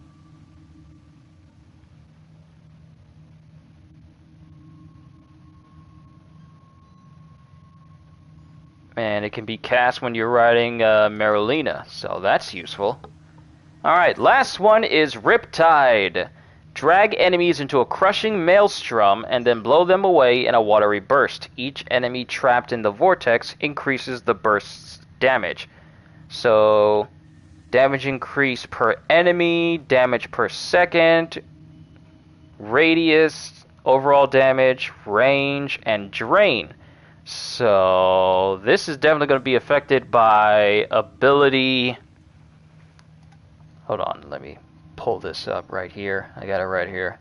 I'm looking at it. Alright, cast range, and radius are affected by ability range, damage per tick, and on burst are affected by ability strength, and energy cost is affected by ability efficiency. Cast time is affected by casting speed with natural talent and speed drift. Number of damage ticks and extra damage per enemy are not affected by mods. Riptide's drag force on enemies is constant, which results in enemies farther away from the cyclone to drag along the ground and might not fully enter the liquid sphere before it bursts. Only enemies that are trapped within the liquid sphere are launched away with a small impulse when it bursts. Riptide drags in and damages enemies ensnared by sea snares. Ureli casts Riptide without stopping or moving while aboard Marolina. Casting Riptide is a full body animation that stops Ureli's grounded movements and other actions. Cyclone model will attempt to rotate and adhere itself on the surface at the location of the aiming. If the space is insufficiently obstructed, the cyclone will attempt to spawn on the closest available space on the ground below. If there's not enough space, it will not cast. Okay. Interesting. Well, one day I'll get this frame, but one frame at a time. So this is Ureli. And you know how they always turn a basic frame into a prime frame, so I can only imagine how she's going to look when they make the prime version of her. But we still got plenty of other frames to look forward to in that regard. Well, alright. What time is it? It's about to be 8 o'clock. And how long have I been doing this? 3 hours? Have I really been doing this for 3 hours? Ain't no way. Ain't no way I've been doing this for 3 hours. There ain't no way I've been hold on. There ain't no way I've been doing this for 3 hours. I have. I have been doing this for 3 hours. Wow. Okay. Time flies when you are having fun. But we actually accomplished something today, which was, you know, doing one story-related mission, which was the let me pet my Dracula cat. Because that's essentially what it was, what it is. During an event, you had to take down one of these cats and then imbue it into one that was still incubating, and then you have a Dracula cat. A vampire cat, if you will. But actually, let me pull up one other frame. Let me pull up Cora, because she's the only one that I could have.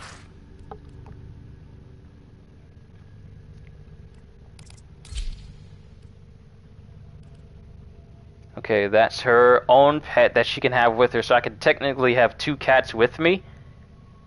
And this is hers, and here is mine.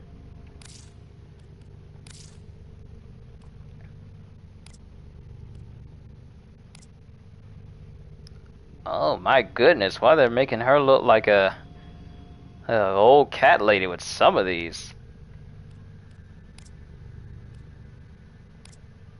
This one looks better.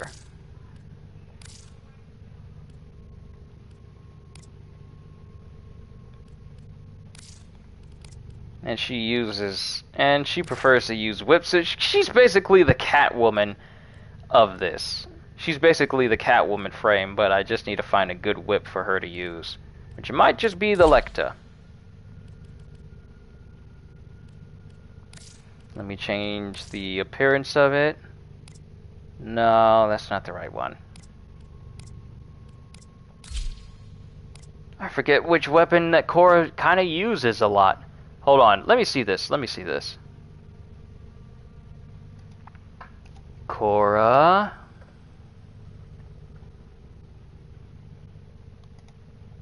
What weapons does she come with?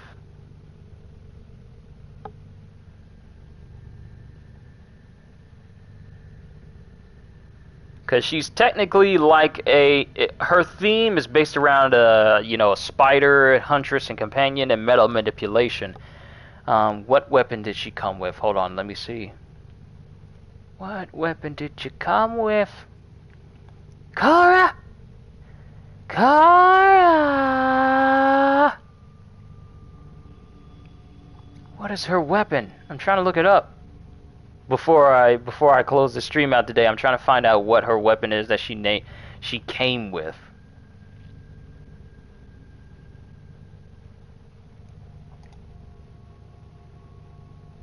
Great, now there's something on my eye. Update 22.18.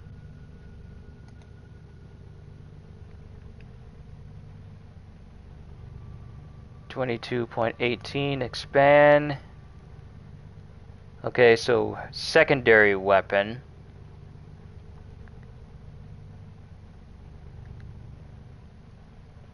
Ah, there it is. Okay, so there's her weapon. Where is it?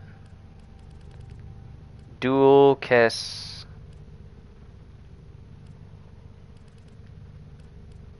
Ah, there it is. These are her weapons. And her secondary is the Hystrix. There you are. Dual Keris and the Hystrix. And it's the only weapon that can switch between different elements already on it.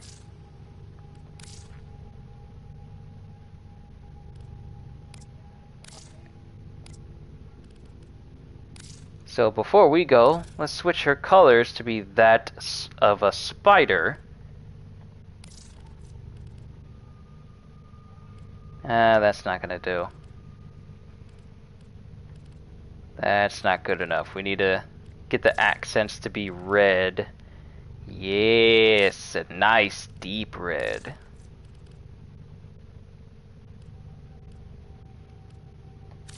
Make that black. Too much white there. Needs to be a little white. That's not, that just feels like it's too much white. It just needs to be a small hint of it.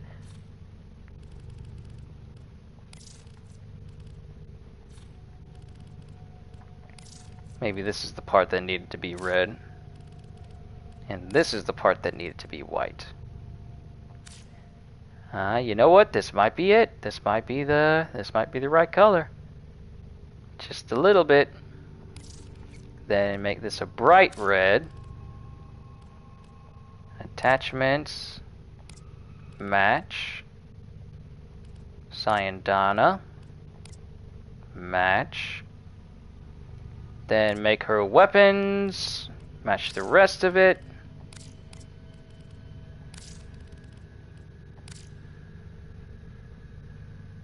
And I guess I got the attachments on here. Alright, there we go. And then we'll have the color of her Vanari. Let's get some red in there. Actually, we need to make its body completely black.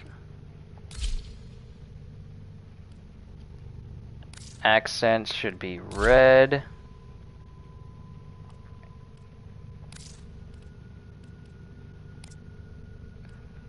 Eye color.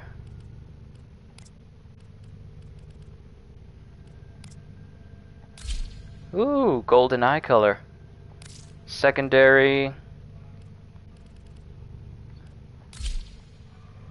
Secondary spots can be...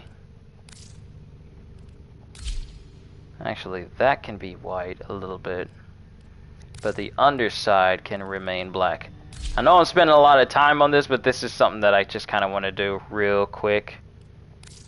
And that's the Vanari skin. Alright, so that's the Vanari.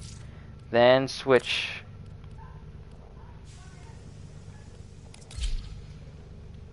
Have Alucard with me. And then have Vanari with me. This thing is already upgraded to this absolute maximum. So that's good. Alucard is already upgraded to his absolute maximum, but there is room for improvement. Korra is upgraded so that her abilities, speed boost while active, a kill will appear after 45 seconds. Her little cat here. So her whip claw, which is essentially her whip, it has a bit of a drain on there. I really just spec'd into her Strangle Dome, which a lot of people tend to use in order to get enemies to drop like loots and stuff, because they'll just be attached to me. Because if I look at the base stats, it only lasts 20 seconds, the damage isn't all that good, the radius isn't all that good, and the grab radius isn't all that good, and it drains even more, so I might need to see about speccing her into efficiency.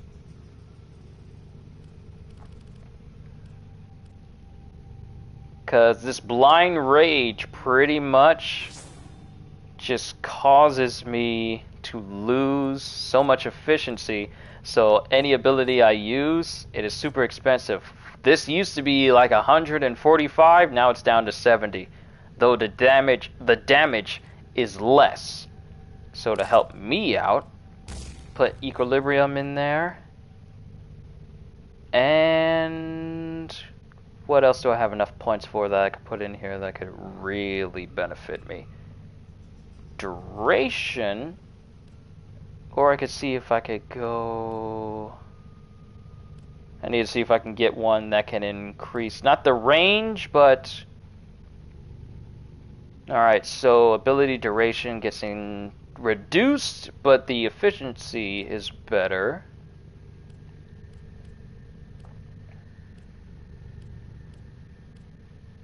Casting speed. I'm just seeing which ones will be good for me. Enemy radar, constitution. I mean, streamline is good for me.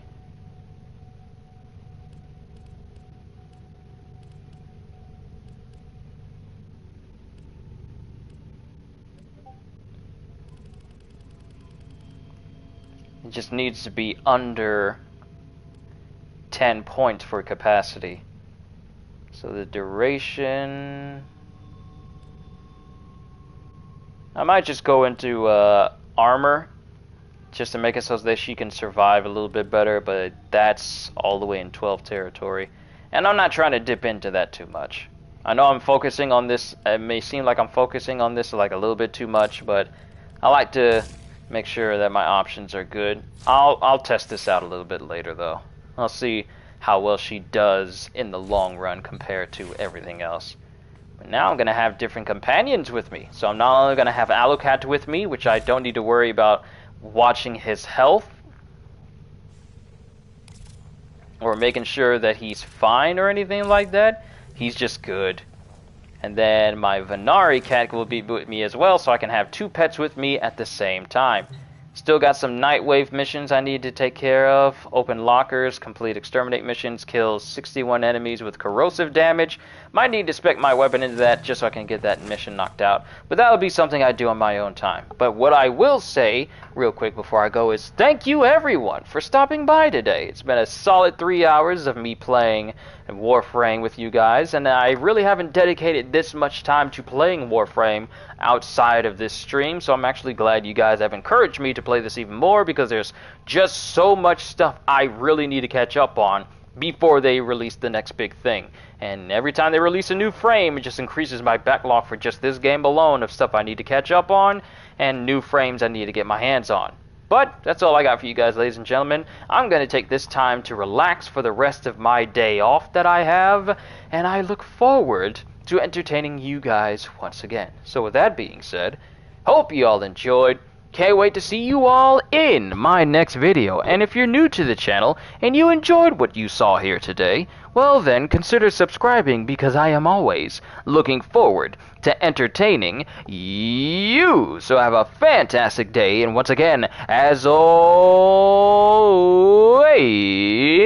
later